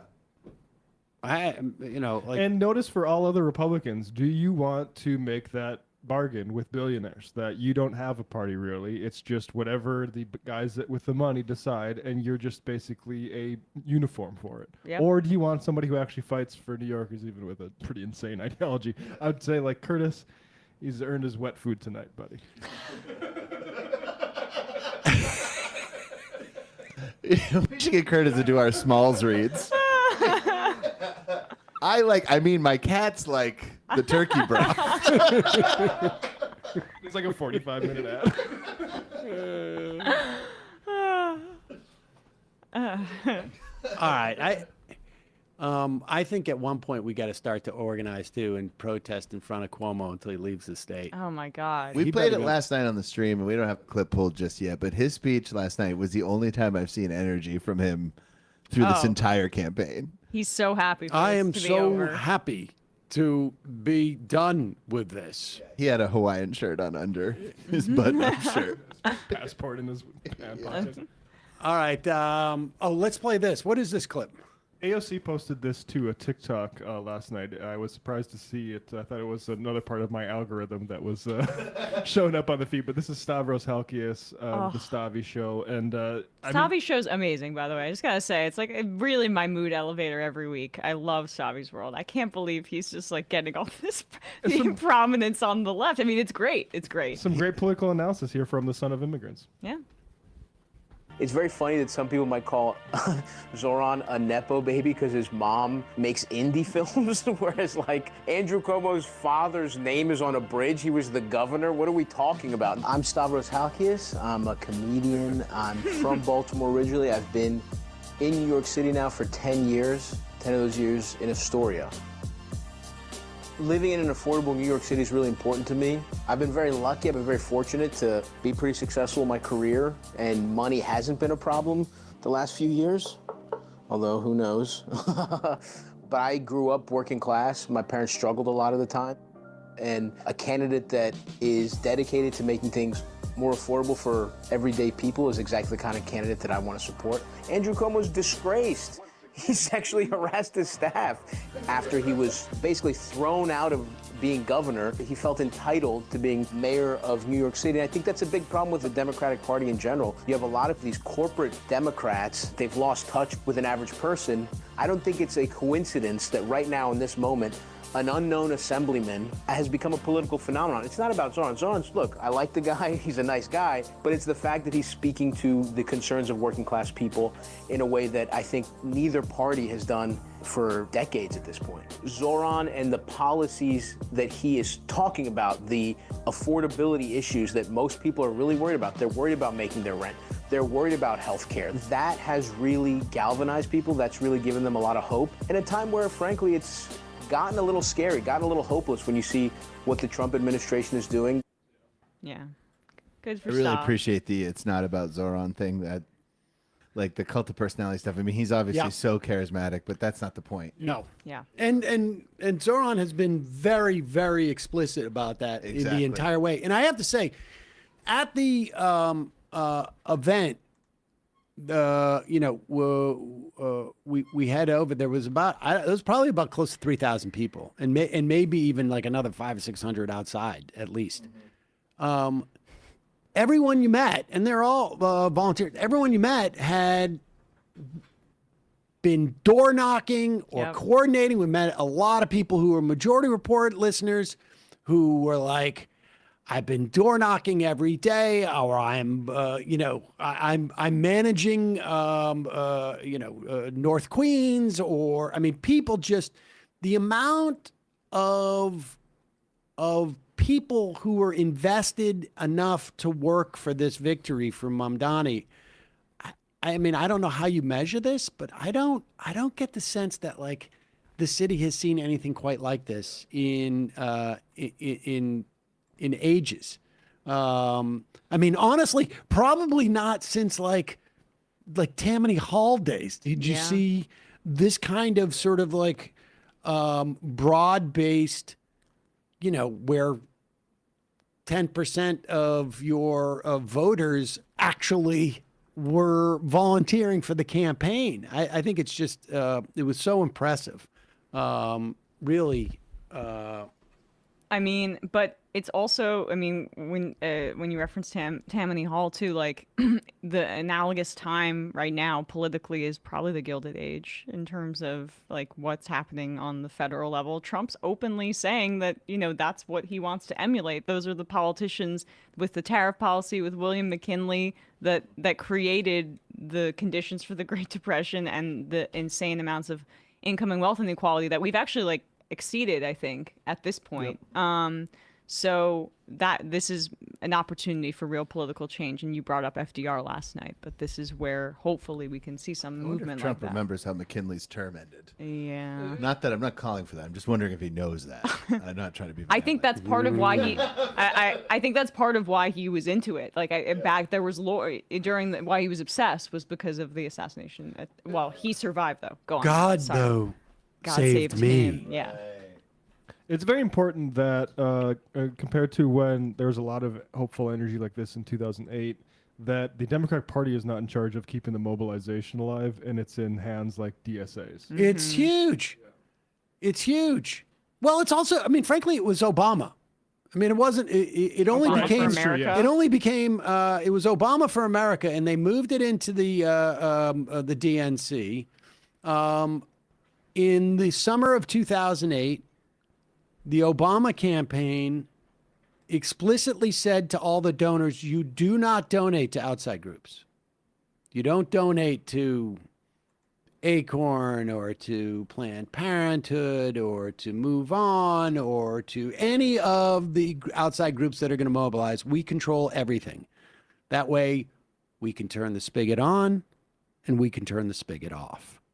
And they turned it off because they did not want, it was really, I suspect, Rahm Emanuel, who was like, we need to disempower the, what do you call the professional left or the effing R words, he was on record for saying, so that they don't have the ability to influence our decision making.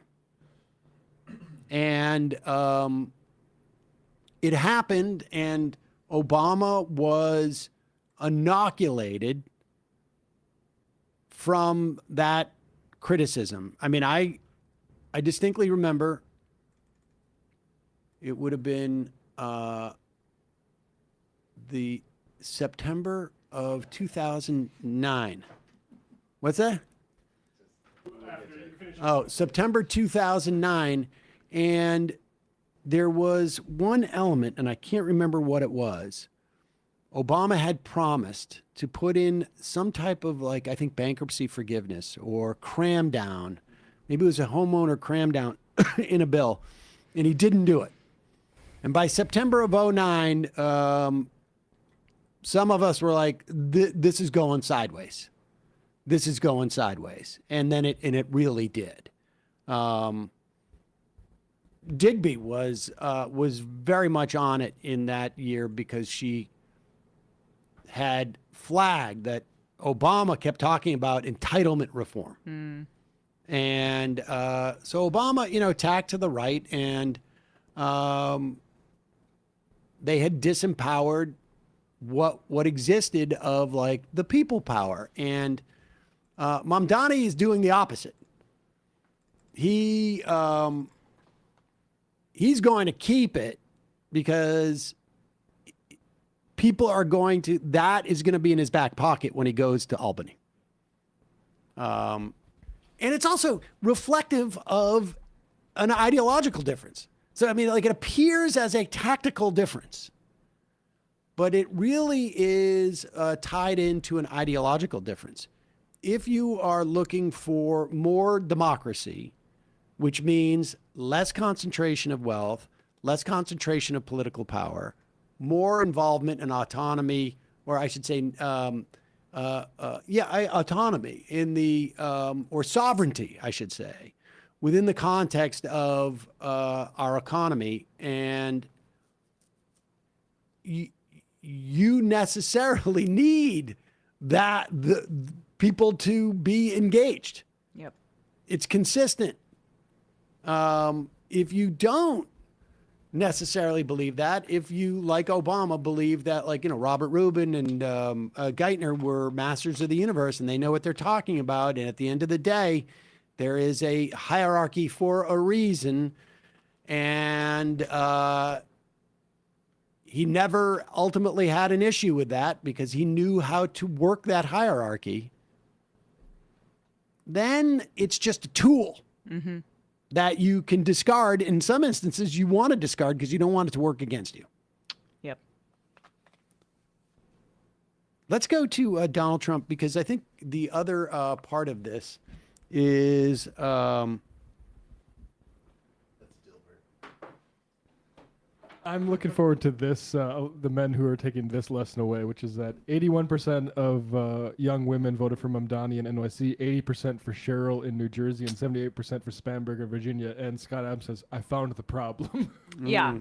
Well, I'm not trying to toot my own horn here, but I do think that, like, there are not that many left-wing women in the space. Like, I don't know, the Democratic Party should probably get on board with the fact that there are left-wing women, young women, I think, are at the core of this. It's not just young men who are very left-wing at this point and are, like, driving some enthusiasm within the base. I think women were more sensitive about the Gaza stuff too. If maybe someone could correct me on that point, but that's what I remember from last year. I mean, mothers. Like, I mean, I just anecdotally, I also think the Miss Rachel stuff had a really big impact on like young mothers. Jennifer Welch. Jennifer Welch. Yeah, I mean that's right. I'm kind of losing my train of thought. Trump is gross. Yeah. And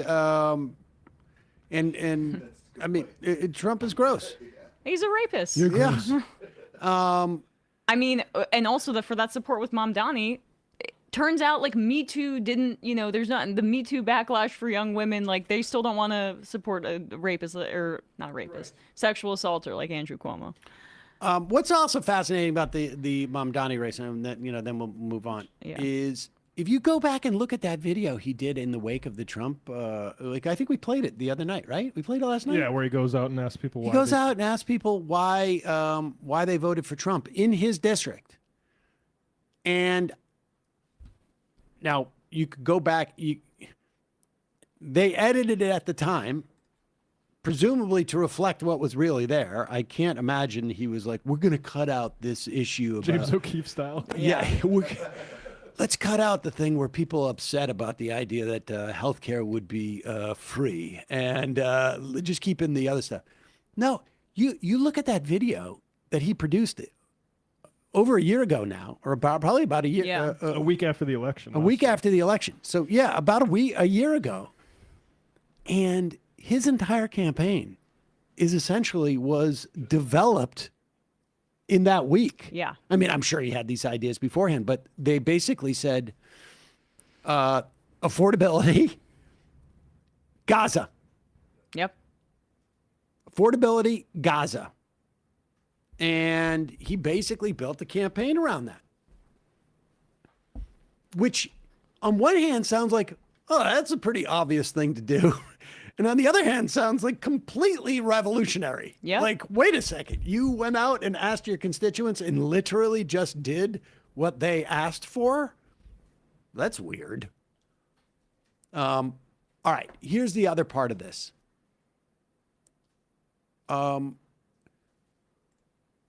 It is hard to know what the implications are, like, predictive of what we've seen in terms of Mamdani, what we've seen in terms of Spanberger, what we've seen in terms of Cheryl and the Virginia State House and Georgia statewide elections. Like all of that, I think, people can say, like, this looks like a pretty good situation for Democrats in midterm.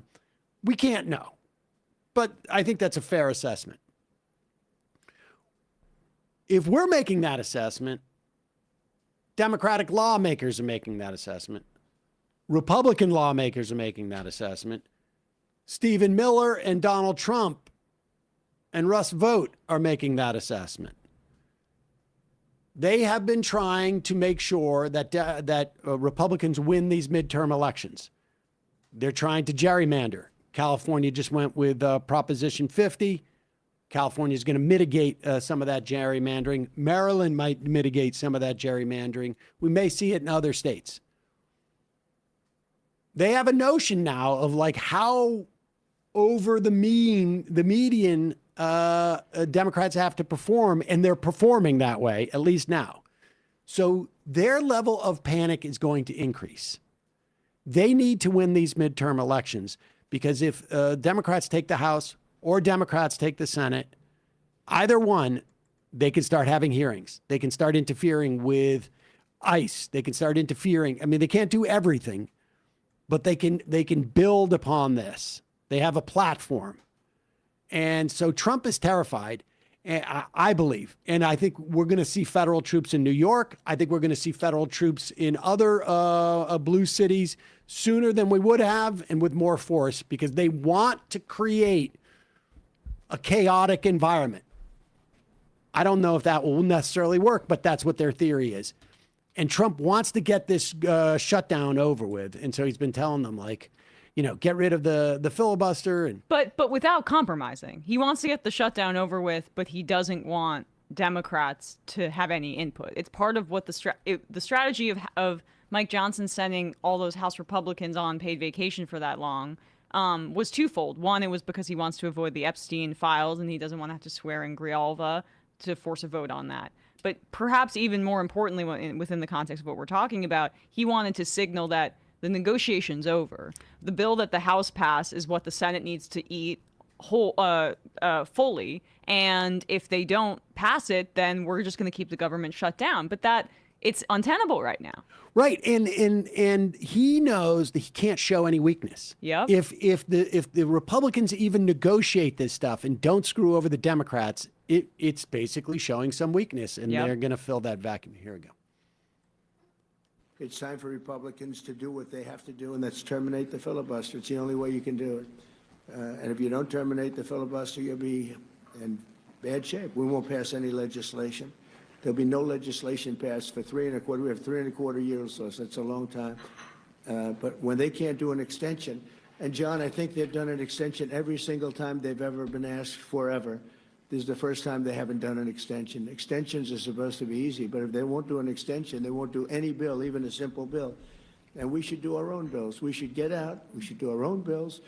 We should open up. We should start tonight with the country's open. Congratulations. Then we should pass voter ID. We should pass no mail-in voting. We should pass all the things that we want to pass, make our elections secure and safe, because California is a disaster. Many of the states are disasters. But can you imagine when they vote almost unanimously against voter ID? All we want is voter ID. You go to a grocery store, you have to give ID. You go to a gas station, you give ID. But for voting, they want no voter ID. He said this before. Okay, but let's just be clear here. So First off, there's a couple things. Trump just admitted that it's Republicans who are standing in the way of any type of legislation going forward, right? They have the ability to get rid of the filibuster. They can do this. And then he says, we're going to pass our agenda. What is our agenda? Nothing, except for trying to ensure that we can win the midterms. Exactly. I mean, literally nothing. This is also why it would be good for the Republicans to get rid of the filibuster, because Democrats will never do it on their own. They're too cowardly. Yep. They're too cowardly. They're too cowardly. And Republicans are afraid of getting rid of the filibuster too, because once you get rid of the filibuster, you actually, as a political party, have to own your decisions. You have to own them. And the Republicans don't want to get rid of the filibuster because it benefits them disproportionately. We've said this before. You know, under Biden, there were at one point 50 Democratic senators and 50 Republican senators. And the 50 Democratic senators represented 40 million more people than the 50 Republican senators, because Montana has the same number of senators as California does. So it is undemocratic in the construction of the institution. And then you put on another layer of undemocracy of the filibuster needing a 60-vote threshold and let's for be most clear. legislation. Yeah. The first thing you're talking about, that Montana and California have the exact same amount of representation in the Senate, is constitutional. The filibuster is not. Is just habit. That's basically it. Right. It's and they're just looking at a guy with historic unpopularity right now, telling them to give up their major strategic advantage in the Senate because he wants to ram his bill through and doesn't want to have to negotiate with Democrats to save their own ass, by the way. He's worried about the midterms because... That's it. That's it. He doesn't care about anything else. But rigging it, though, or intimidating his way because he doesn't want to cave. But the problem for him is that if these ACA subsidies, they let them expire... every Republican is going to be up for re-election in the fall in 2026 in the House. They could get wiped out over that. So, I mean, he's putting them in a horrible position, which is actually good. Yeah. And I think that, you won't see Democrats saying, well, he just admitted that the Republicans, if they don't pass any legislation, it's a function of the Republicans. They have the ability to get rid of the filibuster. And let's be clear, they've done it 3 times already this year. They did it to roll back cafe standards, I think it was, in California. There was 2 other times that they literally nuked the filibuster. And they could do it here. And if they do, though, that means Democrats have a license now to do it. Yeah. And Chuck Schumer's very afraid of that. There are Democrats who are afraid of that because you don't want like you need a built-in excuse. That's why Cuomo created the IDC, is because he needed a cover as to why he wasn't signing off on progressive legislation because it would interfere with the donors. Let's get rid of the filibuster. I am with Donald Trump on this. That's the thing. I don't have Trump derangement syndrome. I agree with Donald Trump. Let's get rid of the filibuster and allow the Republicans to do what they're going to do. Bipartisanship. Bipartisanship. You're so reasonable. I am so reasonable. I have no Trump derangement syndrome. Why can't these unreasonable corporate centrist Democrats get on board with the bipartisan push to get rid of the filibuster? It's just crazy to me. Here's Mike Johnson. Now, they're getting worried. Making your point from earlier. They're getting worried. They're starting to realize, and look, I don't think the issue is impeachment. I think they know this. They're saying impeachment because that gets their people a little bit agitated. But I don't think the Democrats are going to come in and impeach Donald Trump. Why would you at this point? Unless you had maybe both houses. But even then, I think what we're going to do is they're just going to actually do some real, genuine investigation hearings that can become like shows, incidentally, which they should have done during the first Trump administration, but Pelosi didn't want to get too involved in it. Richie Neal didn't want to get involved in it. They're all cowards. But Jamie Raskin, if he's head of that committee after 2026, oh boy. Yep. I told him this morning what we've talked about many times and what I've said here before. The president is on the ballot in 2026. President Trump is on the ballot next fall. Because if we lose the majority of the Republicans, the common sense people here who are doing the job for the American people, if we lose the majority in the House and this radical element of the Democrat Party were able to take over, we've already seen that movie. They will try to end the Trump administration. He won't have 4 years, he'll have only 2, because they will move to impeach him probably on the first day of the new Congress in January 2027. And they will try to systematically unwind all the important reforms that we've done for the American people, to lower costs, to have a better quality of living, on health care, to increase access and quality of care. We are the party that is doing that, and the president needs 4 years to complete his agenda, not just 2. So he is in a very real sense on the ballot. He's fiercely committed to us winning. He is going to help. He's offered to do rallies and the town halls and all the things. He's sent out a huge round of endorsements of incumbents, Republican incumbents, just over the last few days. He is very much engaged, very dialed in, and he understands the stakes. President Trump is on the ballot in 2026, and we're looking forward to that contest. I'm looking forward to having him campaign in every one of those frontline Republican House districts. Yeah, why was he not have him campaigning in New Jersey? Yeah, let's have him so weird. Visit Mike Lawler a couple of times. Yeah. They can pal around. They can go to a diner. Chitterelli was, very much in the Trump vein, leaning into immigration, but seemingly odd that the president of the United States didn't want to use his bully pulpit to help some of the candidates. It's almost like he's more of a liability. I don't like his name. I just don't like his name. I'll do a teleconference. Chitterelli? I don't think so. Yeah. You should change his name to Trump. Trumparelli. How's that? How's this? You call yourself Trumparelli. So awesome. Let's save this ice video. We're having too good of a day. Is there? Yeah, that is it's horrible.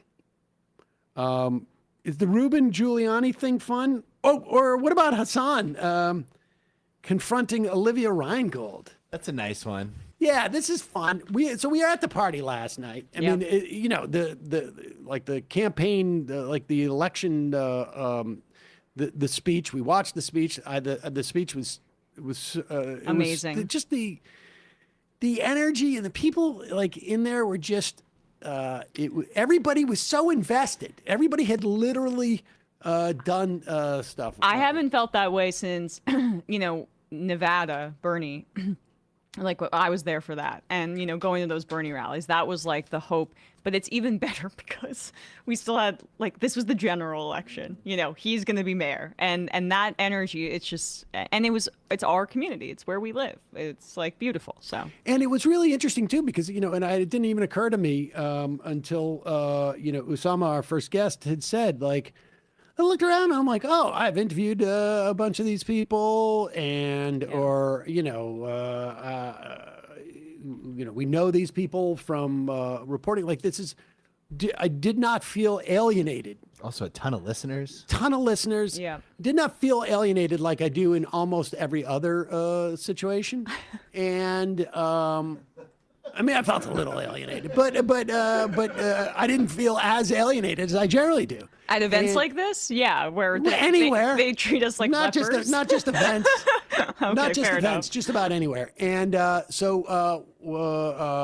Hassan Piker was there, and at one point, I think it was Friedland was there too, and he was like, Olivia Reingold is there, and I'm like, oh, she's the one who did the John Oliver parody, and she also was the one.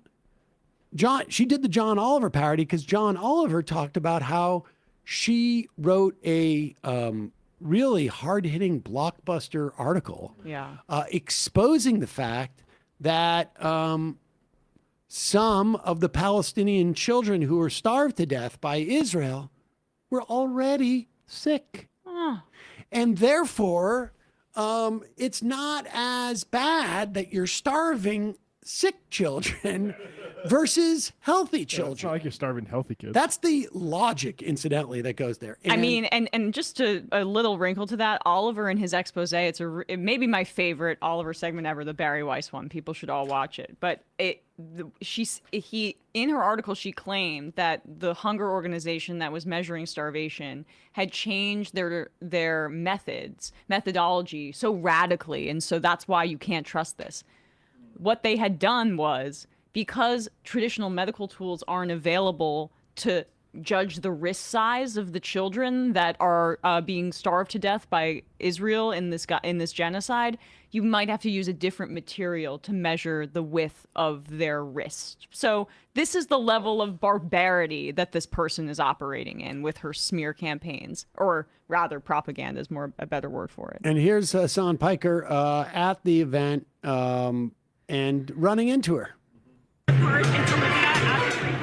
Yeah, I know who you are. Oh, okay. I've seen your work on denying the Gaza famine. Oh, how you doing? Hi.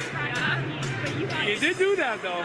Okay, well, anyway, I would love to profile you. It's like I need a drink. You already have profiled me. You called me the handsome face of terror apologia. Not you, but your outlet did.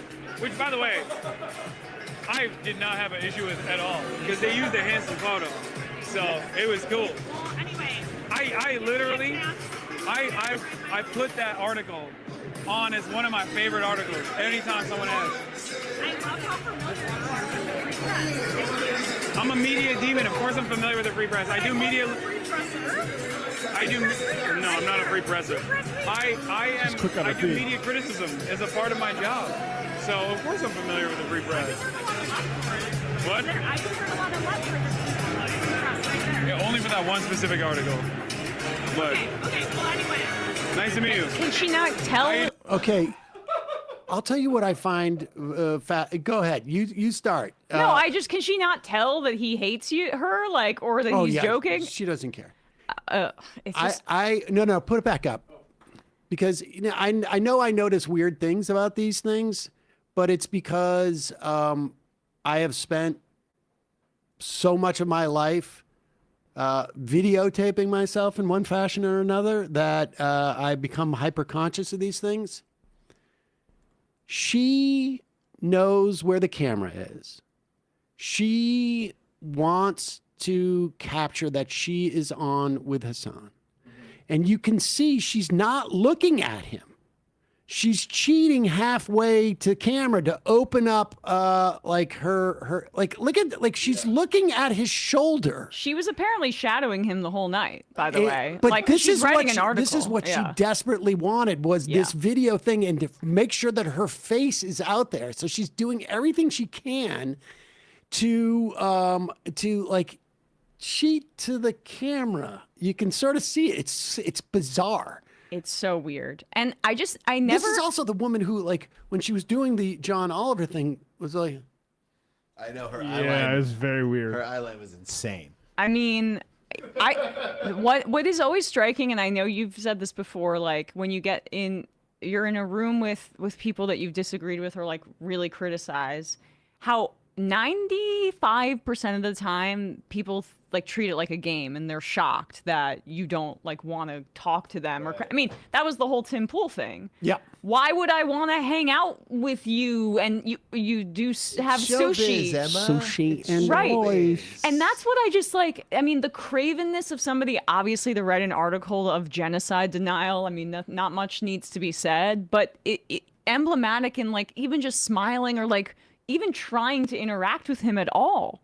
You tried to smear him. You called him a terrorist supporter. Yeah. Get out of his face. Like, have some fucking, at least, I don't know. According to Adam Dignity. Friedland, when she ran into him, she said, "I thought you'd be taller." Oh, devastating. So she was just trying to neg all these. What a stand-up lady. Say replacement level talent. Like this is their best. They got Barry Weiss and this person, and they're like failing upwards in our media, like ran by Larry Ellison. It's pretty embarrassing. Didn't the guy from that London paper that got fooled by the wrong Bill de Blasio, wasn't he a Free Press alum as well? You know what? I think you're right. Let me double check. Yes. I think that's true. Just to give They're you all over the place. It's basically a breeding ground for corporate minders of the media to be installed across the rest of the place. Bizarre, totally bizarre. And clearly we are everywhere. Wait a journalists. minute. Is that the English woman? She wasn't English. That was her. It's a John Oliver. That was her attempting to do an accent. Let's see how you'd be fooled by her insanely accurate accent. I'm the worst thing ever. A Zionist.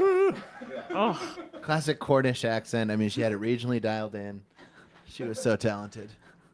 I to be honest with you, I saw that video on mute and I chose not to watch it. You really missed it. I think we played it 3 times in a row. I found it one of the most fascinating things I've ever seen. You want to watch it right now? What's that? Yeah, we should. I never saw it. Well, I actively chose not to see this because of cringe, Not but allowed. for Sorry. content. This is your job, Emma. Read your contract. Read the contract, Emma.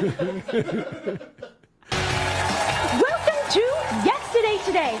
I'm your host, June Oliver, and tonight. Okay, we're pause doing it just in the case you don't know. Just in case you don't get the joke. She's not John Oliver. She's June Oliver.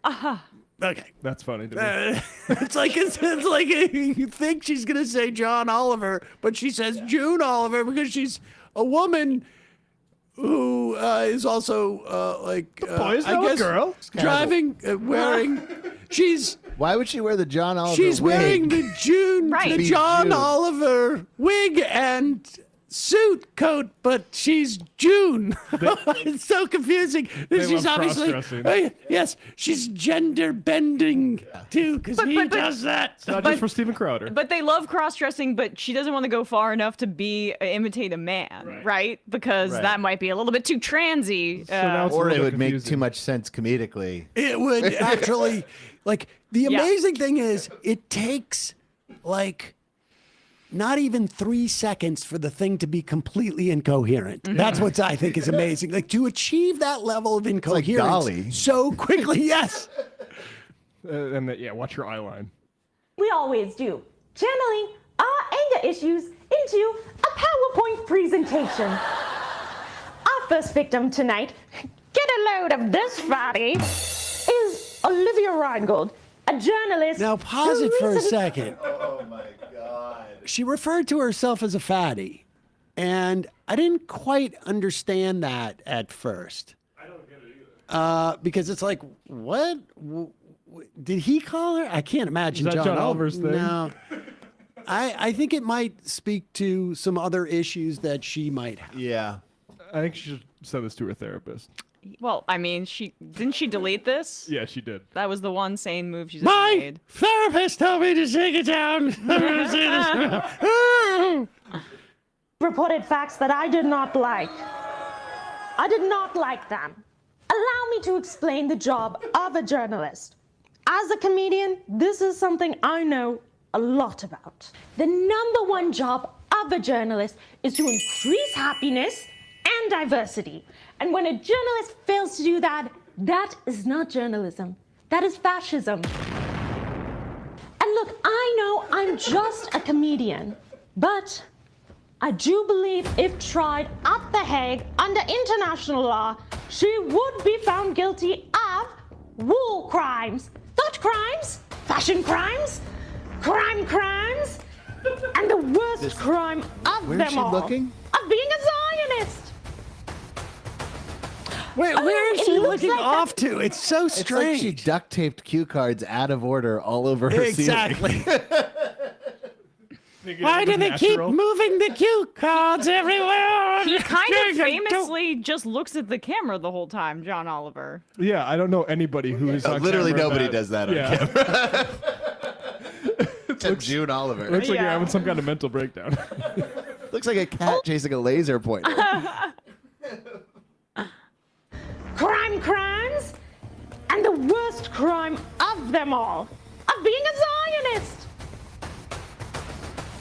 Oh, it looks like that's all the time we have tonight for our insults show.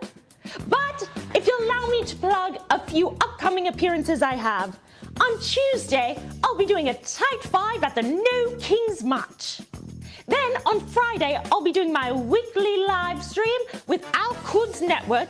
Last week in Gaza, tonight.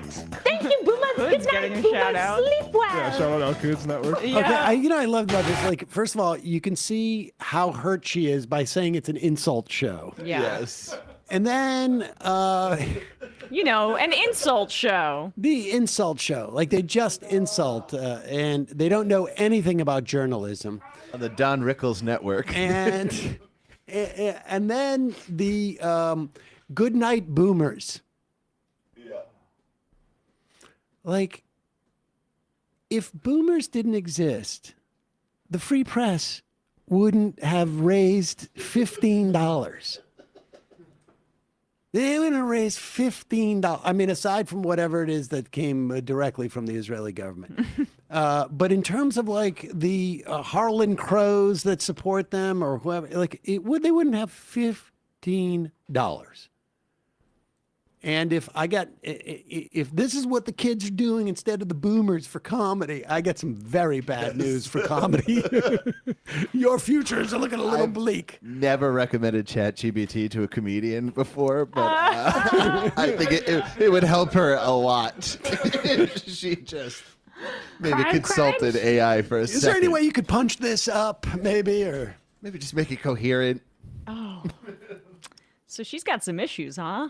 Oh, it feels like it. Lavender allergy. I know the Joker movies have been really falling apart, but this new Harlequin casting is really selling the asylum setting. I appreciate the Mom Donnie campaign for letting the free press in, though, because it's like, here, watch this. Yeah. Oh, yeah. Watch me win. Enjoy this. Yeah. Crime. Is this possible?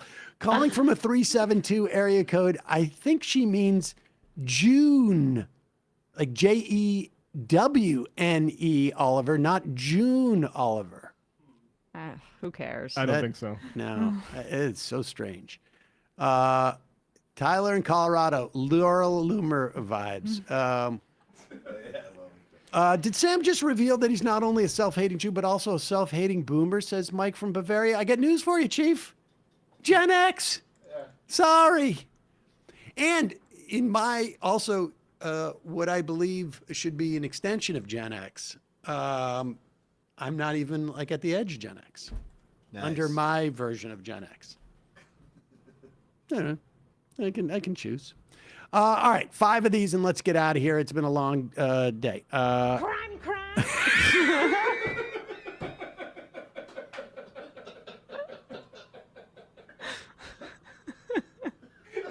Oh, God. Why did she roll her R? I'm not going to get that. Crime!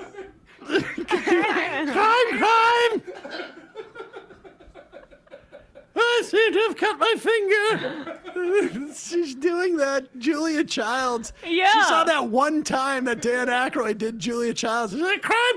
Oh, I seem to have cut my finger. The chicken. Oh, God.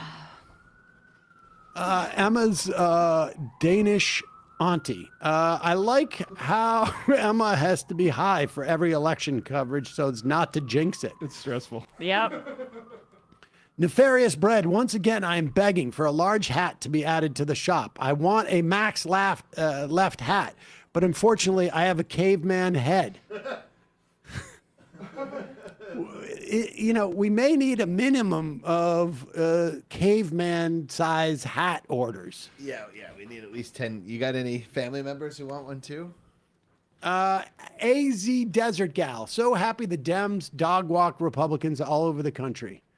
Yeah, it is. It is very helpful. Centra Spiral. I'm seeing people cope and say that if it was 1v1, then more conservatives would have come out. Yeah. That's all right. Absurd. I mean, they broke records. It's been 60 years since 50 years since people voted in these numbers.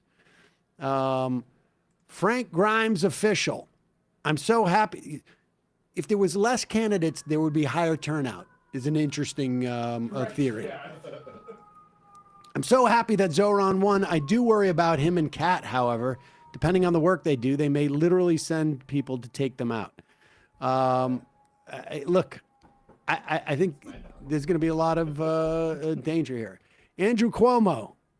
Oh, I am a loser. I am a Floridian. I am a carpetbagger. Well done. Jerry at the beach. Keep in mind that Phil Murphy was elected after Christie, so he, of course, came with a comfortable win. Cheryl winning like this after 2 terms of Dem leadership when you would expect the pendulum to swing is to me a very major bellwether for how unpopular Republicans are becoming. Yeah. I think they are profusely bleeding support from non-Groyper freaks because that seems to be the only coalition of non-billionaires they're trying to appeal to. I mean, it's possible. And I would imagine that would happen in a place like New Jersey, would be on the edge, like the leading edge of something like that happening. And there's only so much time people will put up with the economic stuff. Even like people in corporate America, like the immigration stuff is for white nationalists and the white demographic. It's not actually making the economy better or raising wages or anything. And that doesn't deliver for most people. Most people aren't white supremacist Nazis. Sunset Lake PBD. I was talking to someone at the beginning of the pandemic about how hard it felt to find hope. He responded, "Hope is for people who don't make a plan." Felt good seeing a solid plan bear fruit in the Zoran campaign. Yep. And the final IM of the day, CB News. Trump's they-them ad only worked, quote, because it was contrasted with Kamala's refusal to take a stand on affordability for the working class. Yeah. Matt, Brian, Emma, great job. 3 shows in not even. 4 shows in 3 days. 24 hours. Whatever. Who can do the math at this point? Great job, guys. Folks, bye-bye. It might take all the strength I got to get to where I want, but I know somehow I'm gonna get there. I wasn't looking when I just got caught between the truth and the light bar, but finding out won't make me feel any better. I know the clock is ticking, but the meds are gonna kick in, and my